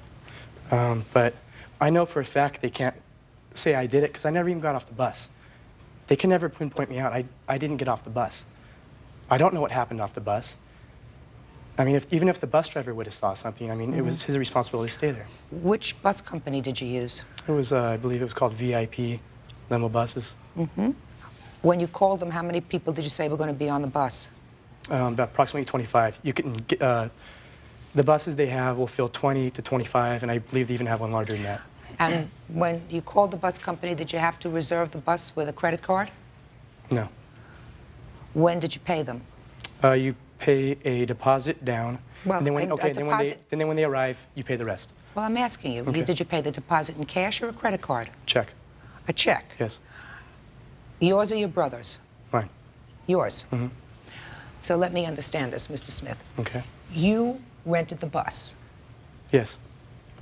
You, sir, are absolutely right that these people can, in all probability, not say who it was who threw a bottle other than the group. Is that right? That's correct. That doesn't make you not responsible for this incident, sir. It didn't even happen on the bus that I was responsible for. Oh, it happened, sir. It happened, with yes. people. It happened with people that you invited to celebrate your birthday on a bus. You are still, sir, responsible for the behavior of those people. You. Because somebody is guilty and somebody is innocent. Now, they don't know who it is, but you, who arranged this party, are responsible for their losses because you are in the unique position, sir, if you are not drunk, to know who in that party got off the bus and who in that party actually damaged their property and attempted to assault them with what I consider a deadly instrument, which is a heavy beer bottle. So, not them. They're not in that unique position to know. You are. So I'm responsible for everyone on the bus. Every single person. On the bus and off. Every single. Everyone who was also an adult. Every single person that was partying with you at your birthday party, sir. You hired the bus. I never got off the bus. I don't know. Doesn't make any difference, sir. It does to me. This is going to be a more expensive birthday party than you thought. Much more expensive. Now, you have something that you believe is meaningful to this case that you wish to contribute? Yeah, I do, Your Honor. Sure. First of all, Step up right there. Okay, I'm sorry. My cousin and myself never got off the bus at any point. And didn't you understand what I just said? I don't know how you can expect him to keep track of 25 people. He invited them to his bus. So how is he supposed to keep track of it if they're all adults? If he can't keep track of them, then he shouldn't have invited them. And if they didn't do anything wrong, then he wouldn't be standing here today, sir. Judge Judy is ready to rule. And later today... He had it for a week and a half. He's blown the motor in it now. What good is it to me? When you deal with a minor, you deal with a minor at your own risk.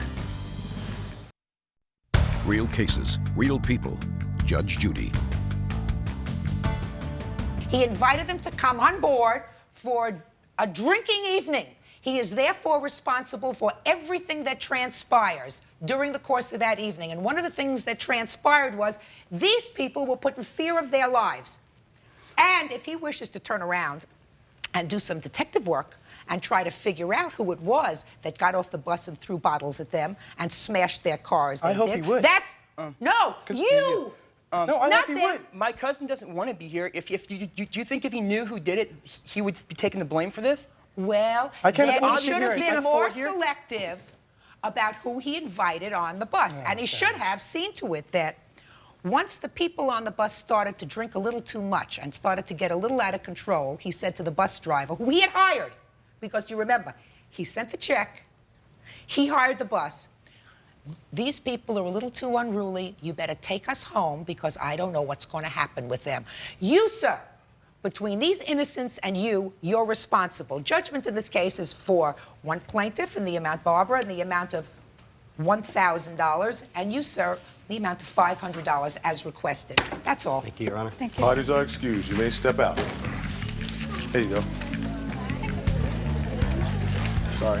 At the back door to your right, please. These people do deserve money, but I believe I'm not the one responsible for it. I think I would have been much better off using a different defense, like the bloody glove defense. This is just ridiculous. And now the next case. All parties on Schramm Snyder versus Blankenship. Step forward, please. Bookkeeper Vera Schramm says her neighbor, 29-year-old Marcy Blankenship, ripped off her 15-year-old son Toby when she sold him a car that doesn't run. How old are you? I'm 15. You went and bought a car from the defendant? Yes. Did you tell your parents? No. Why? Because I thought they'd say no. How much did you pay for this car? $400. Where'd you get the money from? My bank account. When did you find out that he had bought the car? Almost a week later on November 4th. You're his mother. Yes. Tell me how you found out that he bought the car. I had called his friend's house to see if he was there. And while I was on the phone, the other parent said, by the way, I'm a little concerned about what we're going to do with Toby's car. I said, car? What do you mean car? Like vehicle? He says, oh yeah, it's parked out on the street, and what are we going to do for street sweeping day? I said, didn't know anything about it. Where did he get it? How long has he had it? So of course we went right over and visited the car and the parents, and I got the paperwork. Now, you were keeping this a secret? Yes. How old were you when you bought the car? 15. How did you find this car? I was walking home from my friend's house and I just saw it on the street. They have a for sale sign? Yes. How much were they asking for the car? $700. So you paid $400? Yes. Who drove the car to where it was ultimately parked? We pushed it because it didn't run. How far did you have to push it? Like 6 or 7 blocks. Did you ever move the car? Oh, yeah, and we pushed it to the mechanic. Because she said all it needed was a tune-up, so we pushed it because it was right by his house. Did you get it tuned up? Yes. How much did that cost you? $55. And then what happened with the car? Still didn't run because we took it and we got we got it checked and stuff, and it said that one of the cylinders was bad, so. What'd your mother say when she found out you bought this car? She was real mad. And then she put me on punishment. Where'd you get this $400 from? Did you work for the money? I went to work in the summer with my dad. So, you sold him a car. Yes, I did. Did you ask him how old he was? No, I didn't. Doesn't look 18 to me. He knew about the car. He phoned 3 times on the car. He came by inquiring about the car twice. I asked him if the first night he came by if he wanted to drive it or if he wanted to leave me a deposit, and I would be more than happy to take the for sale signs off of it. He said no, he didn't have his wallet with him. So I figured he didn't want to drive it because he didn't have his license with him, and that was fine. I showed him the car in and out. I started it up for him and everything, and he didn't have a problem with it. He said it was perfect. He'd be back the next day to please not sell it. How come I asked you if he doesn't look 18 and you give me this whole long story? Doesn't look 18 to me. Now, you may not know this, but I'm going to tell you now.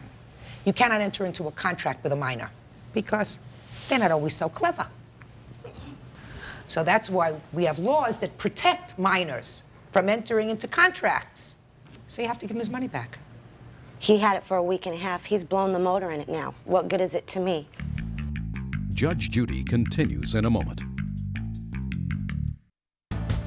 Vera Schramm is suing Marcy Blankenship because she sold her 15-year-old son Toby a car that doesn't run. Marcy claims she didn't know Toby was a minor. When you deal with a minor, you deal with a minor at your own risk. Anybody who has half an eye can see that this young man is not the age of majority. You took advantage of him. I believe that you took advantage of him. And you can't do that. So you owe him $400. Sir, you paid $55 to have the car tuned up? Yes, ma'am. You're going to have to eat that. Yes, ma'am. That's a form of punishment. I'm sure your mother has something else planned for you if she hasn't already conjured up the appropriate punishment, including, at 15 years old, would seem to me, requiring somebody else to sign off if he wants to go take money out of the bank. Absolutely. That's a lesson to be learned. Sure is. So judgment in this case is for the plaintiff in the amount of $400. You did return the car? Not yet. Do it.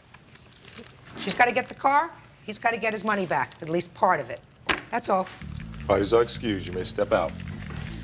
Back there to your right, please. Judge Judy continues in a moment. And on the next Judge Judy. I was trying to do him a favor. I was asking $700. I sold it to him for $385 because him and his friend ate on the way to my house. So he didn't have the full $400. He had $385.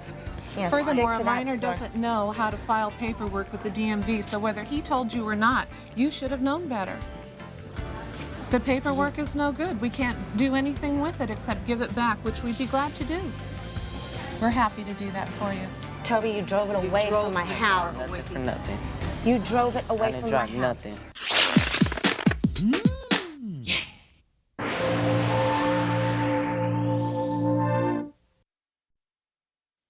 How often during the week did his children come over to take care of him? None.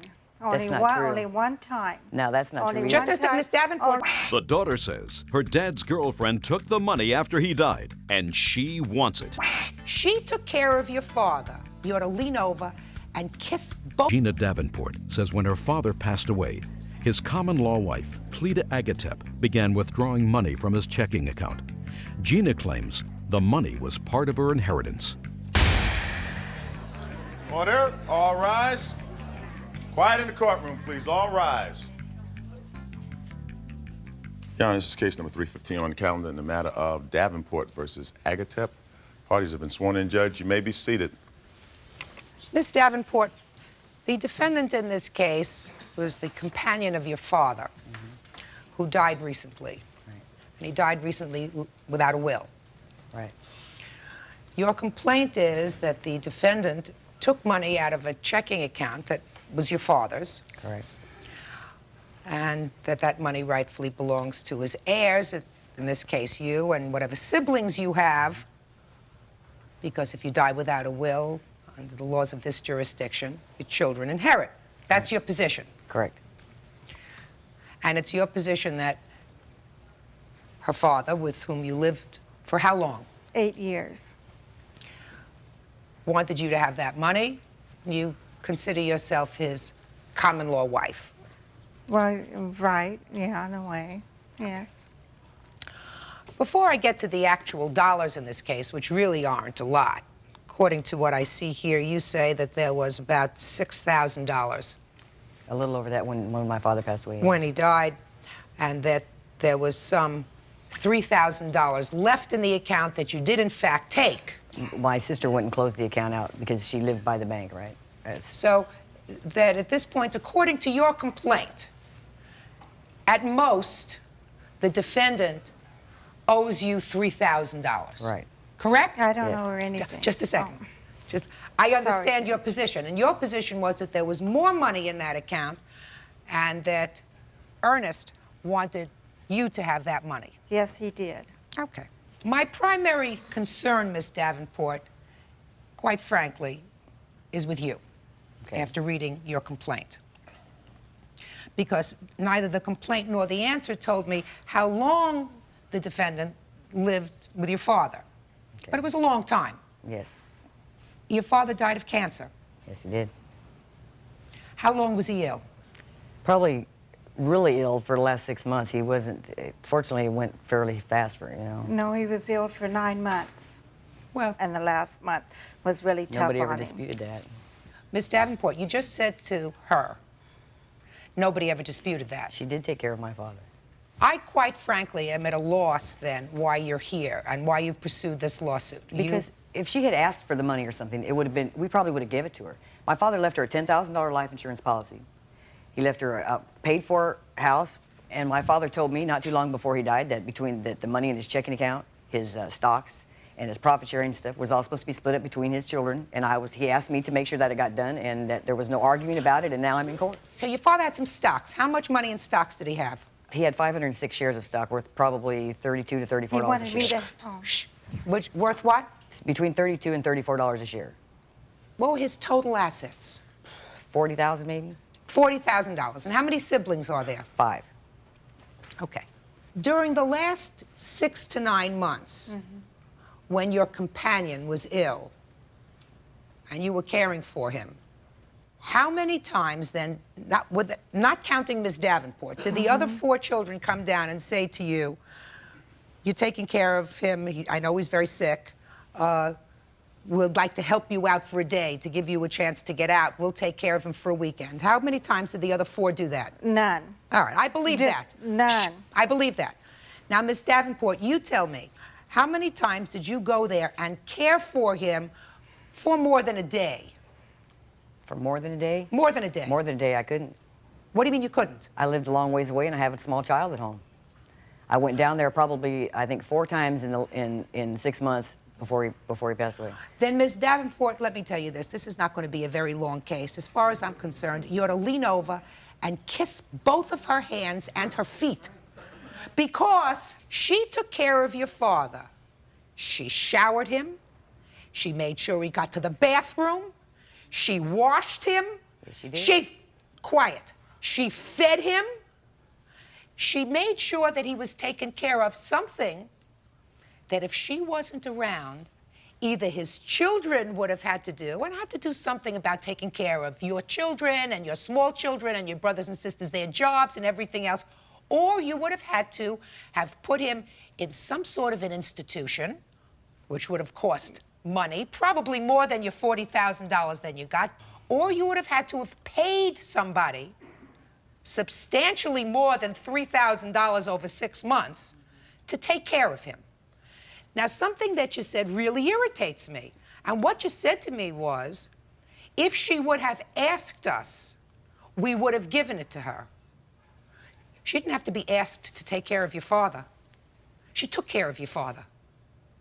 She didn't have to be asked to take him to the bathroom. Can I say something yet? Just a second. She took him there. So, and we're not talking about your entire inheritance of $40,000. What your complaint is, Miss Davenport, is that for a period of immediately before and immediately after his death, she went to the bank and withdrew at $300 increments half, you say half, of what was in that account, which was $3,000. So I, quite frankly, don't understand you at all. You couldn't get a nurse for $3,000 a month to take care of a critically ill cancer patient at home. So now that I've said my piece, you can say yours. Thank you. For one, if anybody had asked, my father told me didn't want anybody down there trying to take care of him. If anybody had asked, I would have come down there. Like I said, if she had no right to go in there. If he had wanted her to have that money, why didn't she just go in there and take it all out of the bank at once? Why did she have to go in there? She could have. 10 days in a row and take it out of an ATM machine instead of going into the bank and getting the money out if that was money was meant for her. That money was not meant for her. What I'm telling you, you're not following what I'm saying to you. Unfortunately, when parents either get old or, unfortunately, if they become seriously ill, usually, if there is no spouse, children bear the burden of taking care of their parents. That's right. And they have to turn their lives upside down, usually, in order to do that. That means that if you have a young child, and if you want to take care of your responsibility to your father, that means that you find a babysitter for your child, you move into his home, you care for him. You didn't have to do that. And your 4 brothers and sisters, well, what are we going to do? Just leave him there to languish? Who was going to feed him? He was only bedridden like that at the very end. What's the very end? A month? For a month, yes, probably. Well, who was, let's say a month, madam. Who was going to take care of him for a month? If he would have let me, I would have, but he wouldn't let me. Judge Judy will continue in a moment. You yourself in your complaint says he was a very difficult man. Yes, he was. Very difficult, hard to get along with. And later today. According to your papers, your wife was leading you on and then tossing you out. Mm-hmm. Right? Yes. And then you were really mad. Real cases, real people. Judge Judy. Gina Davenport is suing her deceased father's common-law wife, Cleta Agatep, because she took money out of his checking account. Cleta claims the money was rightfully hers. You took money out of this ATM. Yes, I did. How much money did you take out? I don't, about $1,500. Now, you have a counterclaim here, which I assume that you filed after they filed their suit. Yes. Is that right? Yes. All right. Now, you understand that because you were not legally married to him, under the laws of the state, because he died without a will, legally, you're not entitled to his money. You understand that? Okay. But he did provide for you in other ways. He left a life insurance policy for you? Yes. $10,000. Okay. So the only thing she says she took out of that joint account was $1,500, and there is at least $3,000 left, which you did, in fact, take. So I don't think that she stole anything because, in my judgment, She had access to that account clearly through your father, who gave her both his ATM card and his PIN number, which means he gave her total access to that money. More important, there's a moral issue here, Miss Davenport, that I, quite frankly, am at a loss for. You seem like an intelligent woman. And an intelligent woman who was able to sleep in her own bed at night with her child next to her and not have to nurse a terminally ill cancer patient who was her father for either a month or 6 months or 9 months, shouldn't be standing in a court trying to recoup from his longtime companion who lovingly cared for him until the end, $3,000 or $1,500. You should say, I'm really grateful that somebody who cared for my father, because you yourself in your complaint says he was a very difficult man. Yes, he was. Very difficult, hard to get along with. So here you have somebody who took care of you, a very difficult, hard to get along with, terminally ill father, and you're here over pennies. Well, I'm here to tell you, your case is dismissed. I'm also here to tell you that you're not entitled to any more than what you got. Do you understand? Yes. Good. That's all. Parties are excused. You may step out. Out the back door to your right. And now the next case. Parties on Thomas versus Simonetta. Step forward, please. 25-year-old mechanic Christopher Thomas is suing 34-year-old Stephen Simonetta for assault. Christopher claims the fight started because he is romantically involved with Stephen's estranged wife. Mr. Thomas, you are living with the defendant's soon-to-be ex-wife. Yes, Your Honor. How long was he separated from his wife? I think it was a couple of months. And do you know how long they were married? 9 years. You have children? Yes, 2. And they live with your wife? With her, yeah. And she was living with him? Yes. Okay. Where did this assault take place, sir? In our home. You were living with his wife and their 2 children in her home? Yes. That she used to share with him? They never shared it. They never lived there together? I think maybe a total of 1 week. So the assault took place in the home. Tell me about it. I got off work and I went in the bedroom to take off my work clothes and change. And I heard the defendant and walk in and... Is your girlfriend? Yes. His wife? Yes. And he started arguing with my witness, Christy. And then he comes storming in the bedroom and shut the door behind him and threatened me and told me that I had to leave out of the house and asked me if I was going to move out. Then stormed in, got him outside, and they were leaving. And then he came running back in the house, and he goes, hit me. And I said... He said to you, hit me? Yes. Mm-hmm. And I didn't answer him, and the next thing I know, Christy's helping me up off the floor. Now, Mr. Simonetta? Simonetta. Mr. Simonetta, you, sir, don't deny that you hit him. No, I don't. In self-defense, I didn't just run in the house and start hitting on him, no. According to your papers, your wife was leading you on and then tossing you out. Mm-hmm. Right? Yes. And according to you, in your answer, when this gentleman went off to jail for a period of time, and your wife is a little bit lonely because he's not around. Is that what happened, Mr. Simonetta? Yes. So she gives you a call one night. I mean, that's not all in here. I'm just sort of putting it together. So she gives you a call and says, I miss you, honey, come home. Well, we were trying to get resolved, being he was out, and we could get established our relationship back together, being there was nobody around to interfere with it. And That's what was in your head. Yes. But clearly it was not in your wife's head. No. Right? Right. She just didn't like to be alone for that couple of months. Apparently, yeah, yes. Because as soon as he came out of jail... The day before, I got a restraining order and kicked right back out. Right.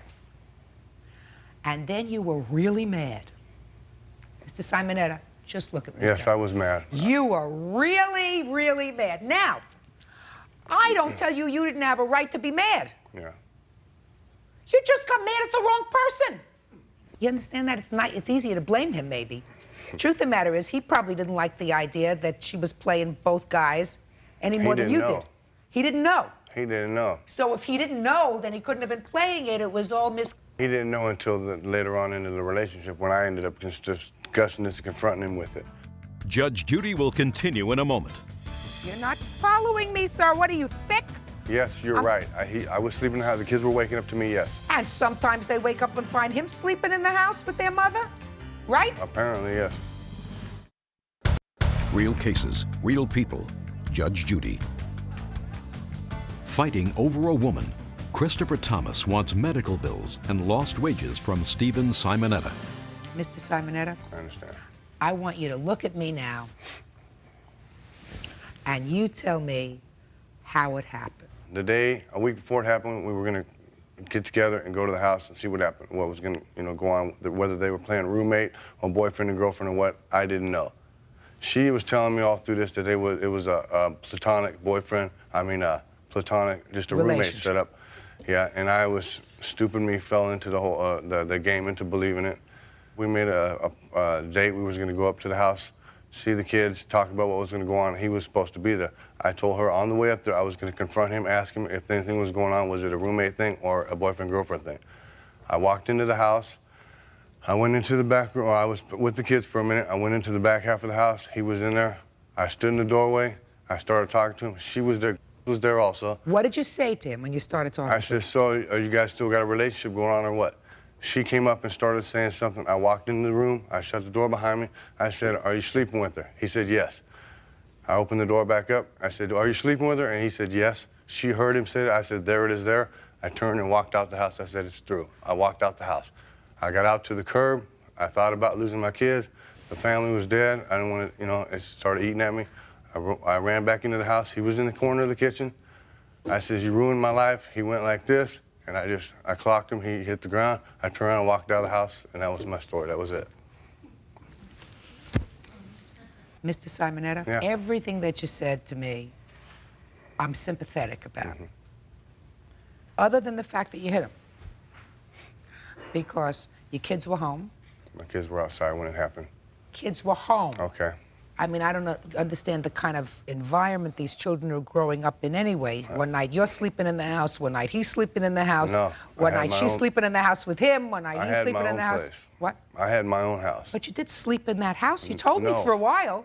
I came back to the house when he left for 2 weeks. I the day understand. before I got. So the kids. I had my own apartment at that time. You're not listening to me, Mr. Simonetta.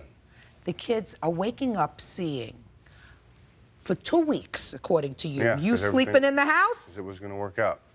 Yes, you're right. You're not following me, sir. What are you, thick? Yes, you're right. I was sleeping in the house. The kids were waking up to me, yes. And sometimes they wake up and find him sleeping in the house with their mother, right? Apparently, yes. And sometimes, according to you, your kids wake up and find him sleeping with her, yes. According to you? Mm-hmm. This is some atmosphere for children to grow up in. Yes, yes. Judge Judy is ready to rule. You had no right to hit him, Mr. Simonetta. You got to pay for it. Where are your medical bills? Your Honor. What? He also, at my prior house, let's see, he came through the door looking for me, and I was not there, and he assaulted and busted up some furniture. Who cares about that? What does that have to do with this case? I was just letting you know that this ain't the first time that he was wanting to threaten me and hurt me. Let me explain something to you, sir. This is some piece of work.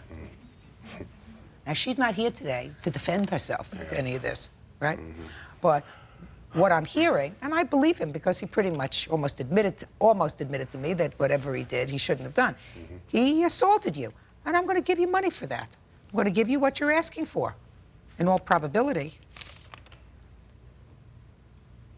Well, your medical bills,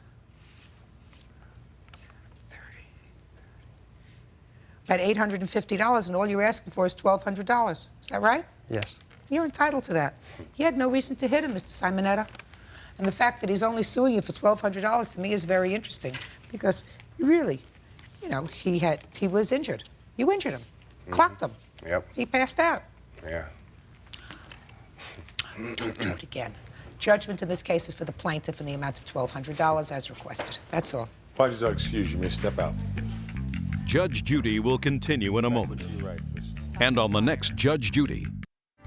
She's spineless and she's with him, and it's a big old threesome house game that they got going on. And What's going on with my husband and his girlfriend, Steve, that you were living with? She's got a big old game going on.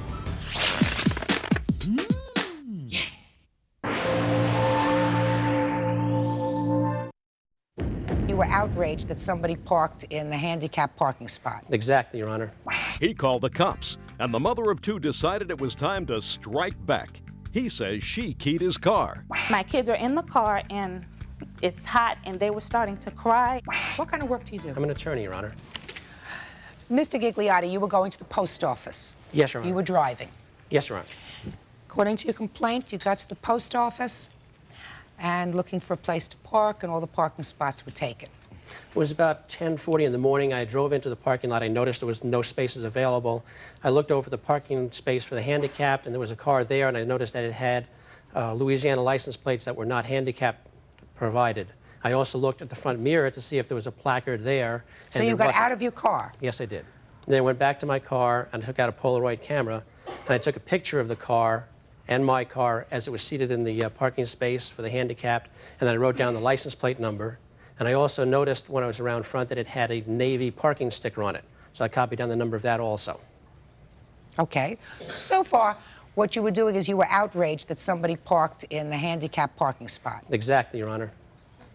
Okay, so then what did you do? Well, as I was writing down the license plate number from the car that was parked there, it was a black Plymouth, a woman came out of the post office, and she started yelling and screaming and waving her arms. She was waving her arms like this, and she said, you move that car, I'll move you. What do you mean? I don't understand. Why did you have to move your car? I had pulled in behind the car that was in the parking space in order to get out of the driveway, because the driveway was right next to that parking space. I pulled in behind it. So you blocked the car? Yes. Now, when you looked inside the car, did you see anybody in the car? I didn't notice anybody at that time, Your Honor. Okay, so you had now blocked the car, and the woman came out and said, you better move the car. Yes. What did you do? She was yelling and screaming, and I was absolutely certain that she was going to cause some violence. So I walked away from her and walked into the post office and called the police. Why didn't you just get into your car and move your car? I didn't think I had that much time. She was coming at me rather fast, rather loud. Order. Yeah, go ahead. And while I was waiting in the post office, Miss Corbett, who was going to be the witness, came in and said, is that your car with the handicap placard in the parking lot? And I said, yes, it was. And she said, that woman just keyed your car. And I went out to the parking lot to see if I could see where she had keyed the car, but she was still walking up and down between the two cars, yelling and screaming and throwing her arms around. So I didn't go out there. I just waited until the police came. And when the police came, I did go out and I inspected the car, and it had been keyed, the entire driver's side. Okay. You do have handicap plates on your car? I do. Why is that, sir? Because I have a back injury that limits my ability to walk. How long have you had that back injury? 2.5 years. And how long have you had the handicap plates? About 1.5 years. Mm-hmm. Step up, please. Yes. Can you tell me your name? Yes, I'm Janice Corbett. Miss Corbett, I assume you work in the post office. You're the postal worker. Yes, ma'am. Did you see this lady key his car? I saw this lady do a keying motion to his car. Describe what you saw. I saw her talking with another woman and some children, and she had her keys in her hand. She was frustrated. Then she went to the side of his car, and her arm turned. I could not actually see the key in her hand at this moment, but her arm was turned so I could see this part, and she walked stiff-armed alongside the car. Okay. Ms. Kemp? Yes. According to your complaint, and you have a countersuit against the plaintiff for unlawful imprisonment of both you and your children, who you say were in the car. Yes. How many children did you have in the car? 3. How old are they?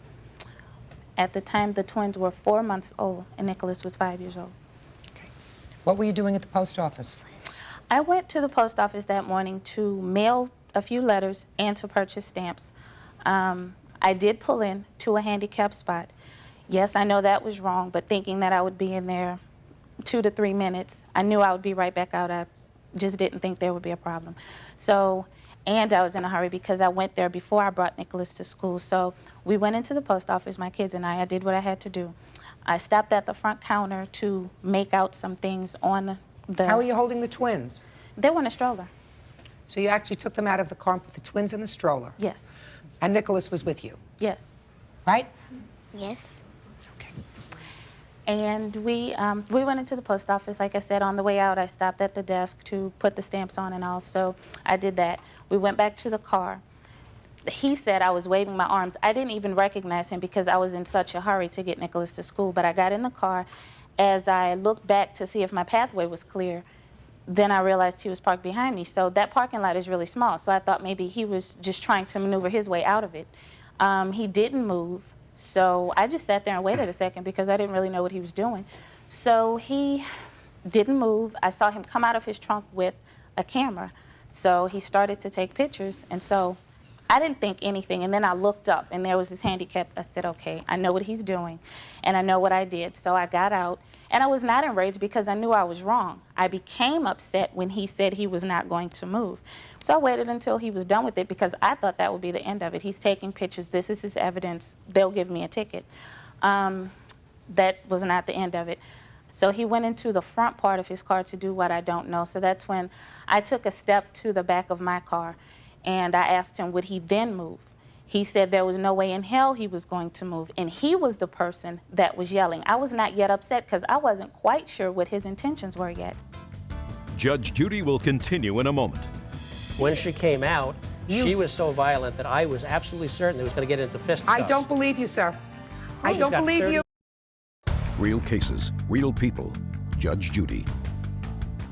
Jerome Gigliotti says Monica Kemp slashed his tires and keyed his car in the post office parking lot. Monica says Jerome blocked her car so she couldn't pull out, leaving her and her children trapped. You knew you had done something wrong. Right. But you knew that what he was doing, that he was gathering evidence so that he could present it to give you a ticket. After a while. Okay. And he told me there was no way in hell he was going to move. I then started to tell him that, you know, I had to get Nicholas to school. I informed him that I did not have any more formula for my kids because I didn't bring any because I was intending a quick trip to the post office and to school. I assume you were pretty hot at this point, Ms. Kemp. I assume you were. I was not angry yet because I thought once I told him that, he would move. And I offered him other information of mine. I told him he could have my driver's license number. I did notice when he came to the front of the car, he was copying down my military information. I asked him, didn't he have enough information? He was ignoring me. When I offered more information, he ignored me. And at this point, when he started to walk off, I was like, I don't believe this. You are going to let us out, aren't you? And he just walked off. And so there was another woman who came up, and she just started to ask me what was the problem and are you okay, because by this point I had become extremely emotional because it's like, okay, this man is not going to move and my kids are in the car and it's hot and they were starting to cry and I was just really upset. I was scared. So she tried to calm me down. She went in the post office and she asked him to move. And did somebody else come into the post office and ask you to move, sir? Yes, Your Honor. Why didn't you? I told her I wasn't going to go out there so long as that other woman, Miss Kemp, was out there. All they wanted you to do was move the car. You Sir. did not see the condition that she was. She was yelling and screaming, waving her arms, and there was no way I was going to get into a fight with her. what was I going to do, throw a baby at you? Just a second. I had a baby in Just my a arm. second. You know that all she wanted you to do was to move your car. She wasn't going to get into a fight with you because if she got into a fight with you, she couldn't get her kids in her car out. Come on, sir. Let's be honest with each other. You were very angry that someone had parked in the handicap spot that was really reserved for you. Now, I can understand that. I can really understand that. There's nothing to suggest that you did anything wrong in taking down the license plate number, copying down the Navy information, taking a photograph of her parking in that spot. I'm telling you now, I do have a problem with you blocking her car, especially when you knew that there were children with her, twins, under 6 months old, and her son. I do.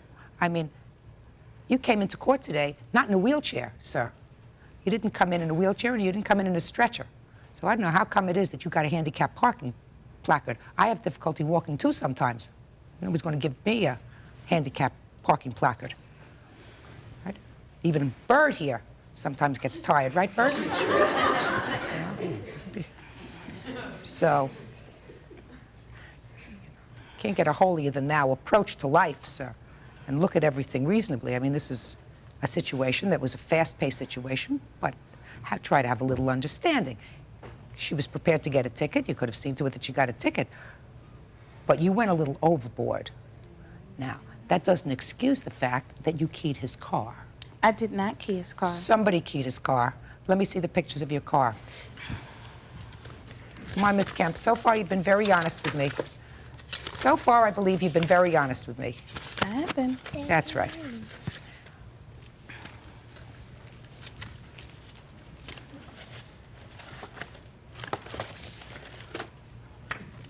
Let's see, Roxas.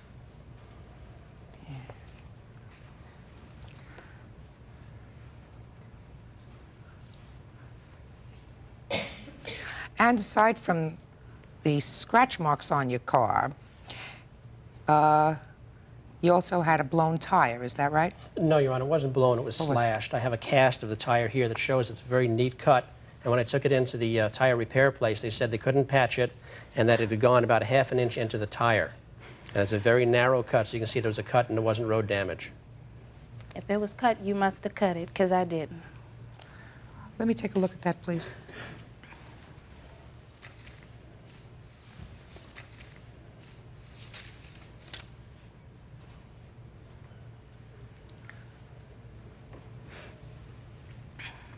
Well, it's kind of hard to slash a tire with a key. May I say something? Sure. I would like to know if his tire was slashed, how did he back out to let me out? How did he get out? I just said to you, I don't think he can establish through any witness that he has today that you did anything to the tire of his car. That's not what this witness said. Miss Kemp, look at me, dear. I'm looking. Keying his car. Say, Miss Kemp, I'm not suggesting to you that the situation didn't enrage you. You had a right to be enraged. I know. I believe you had a right to be enraged. What you did was a violation. Sir, what she was engaged in was a violation. I find it disingenuous on your part to suggest that you feared for your life, and when you called the police, you said that a woman had just assaulted you, because that's what you wrote in your complaint. This woman never assaulted you. If she came out swinging her arms and being very agitated because her car was blocked, that is not an assault. Judge Judy will continue in a moment. What kind of work do you do? I'm an attorney, Your Honor. You must have a very slow practice. Real cases, real people. Judge Judy. Jerome Gigliotti says Monica Kemp did damage to his car at the post office. Monica denies she did anything wrong and says Jerome overreacted by blocking her car for 2 hours. Let me explain something to you, sir. You need help. What you found was a violation. No different from finding somebody parked in front of a fire hydrant. Same kind of violation. The action that you took was not in direct proportion to the violation that you observed. Once, sir, you observed this lady and her children. She had 3 little kids.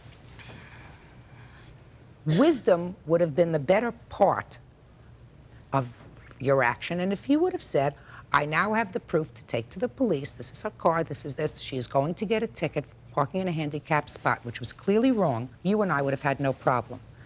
And if she vandalized your car, which I believe that you did, Ms. Kemp. I see that, but I didn't. Yes, you did. Your action was not responsive to what you saw, sir. You did not exercise good, mature judgment. Good, mature judgment would have meant once you saw what she had in the car, which were 3 small children, you pulled the car out, let her leave, report it to the police, go to the Army barracks, do whatever you wanted to do in order to see to it that she had to pay an appropriate fine. It would have aggravated her enough to have paid a fine. What you chose to do was to create and incite a situation by blocking her car. That was dumb, stupid. And I guarantee you, if she had been 6'4" and a man walking out of that post office, you would not have blocked the car. No question in my mind, you would not have blocked that car. So, Your Honor, I have a I didn't intend to block her car. Well, you I did. intended to take down the information. You When did. she came out, she was so violent that I was absolutely certain it was going to get into fisticuffs. I don't believe you, sir.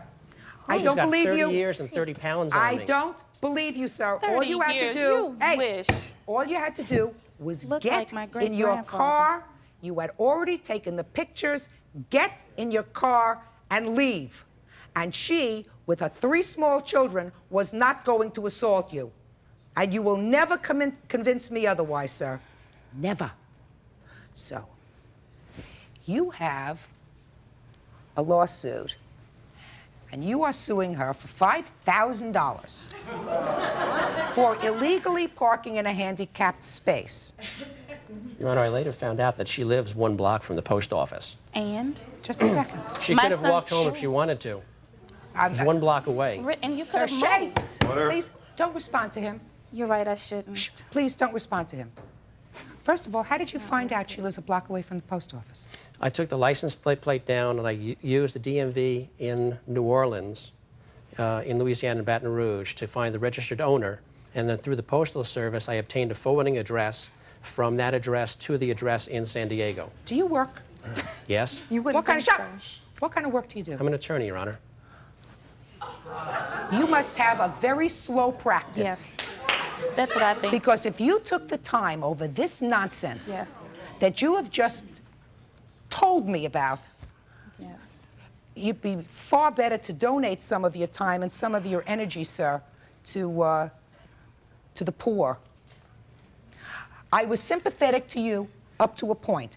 There isn't a soul who drives a car that isn't infuriated when they are driving around and around and around and looking for a parking space and see somebody who has abused their parking privilege and parked in a handicapped spot.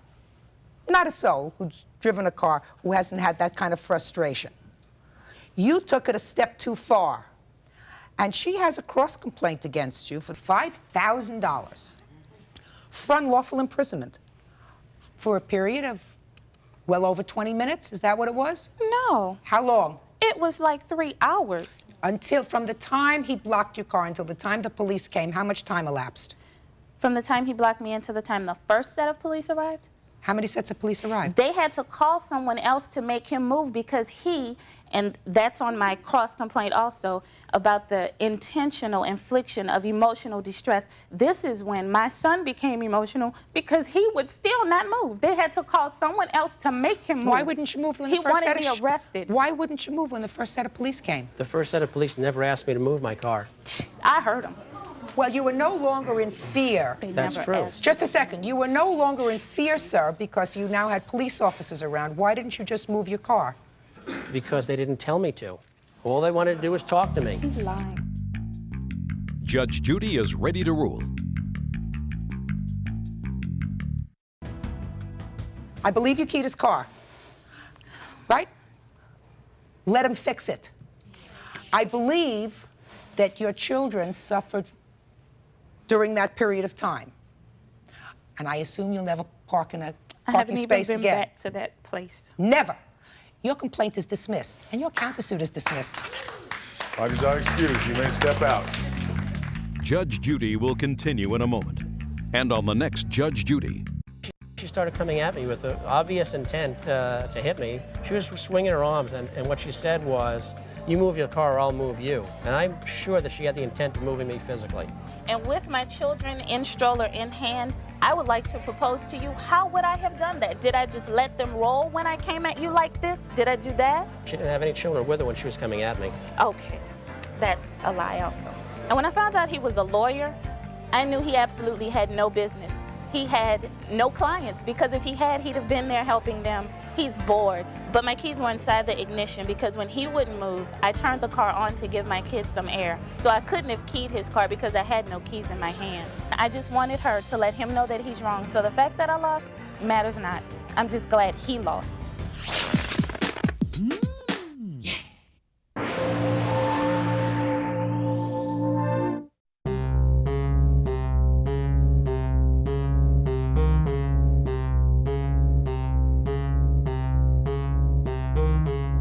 से करूँ मैं भाई करूँ जो भी काम, जो देखता हूँ लिखता हूँ बोलूँ सरेआम, न डर मुझे किसी का साथ में मेरे राम, बस जिंदगी को जी रहा हूँ लेके तेरा नाम।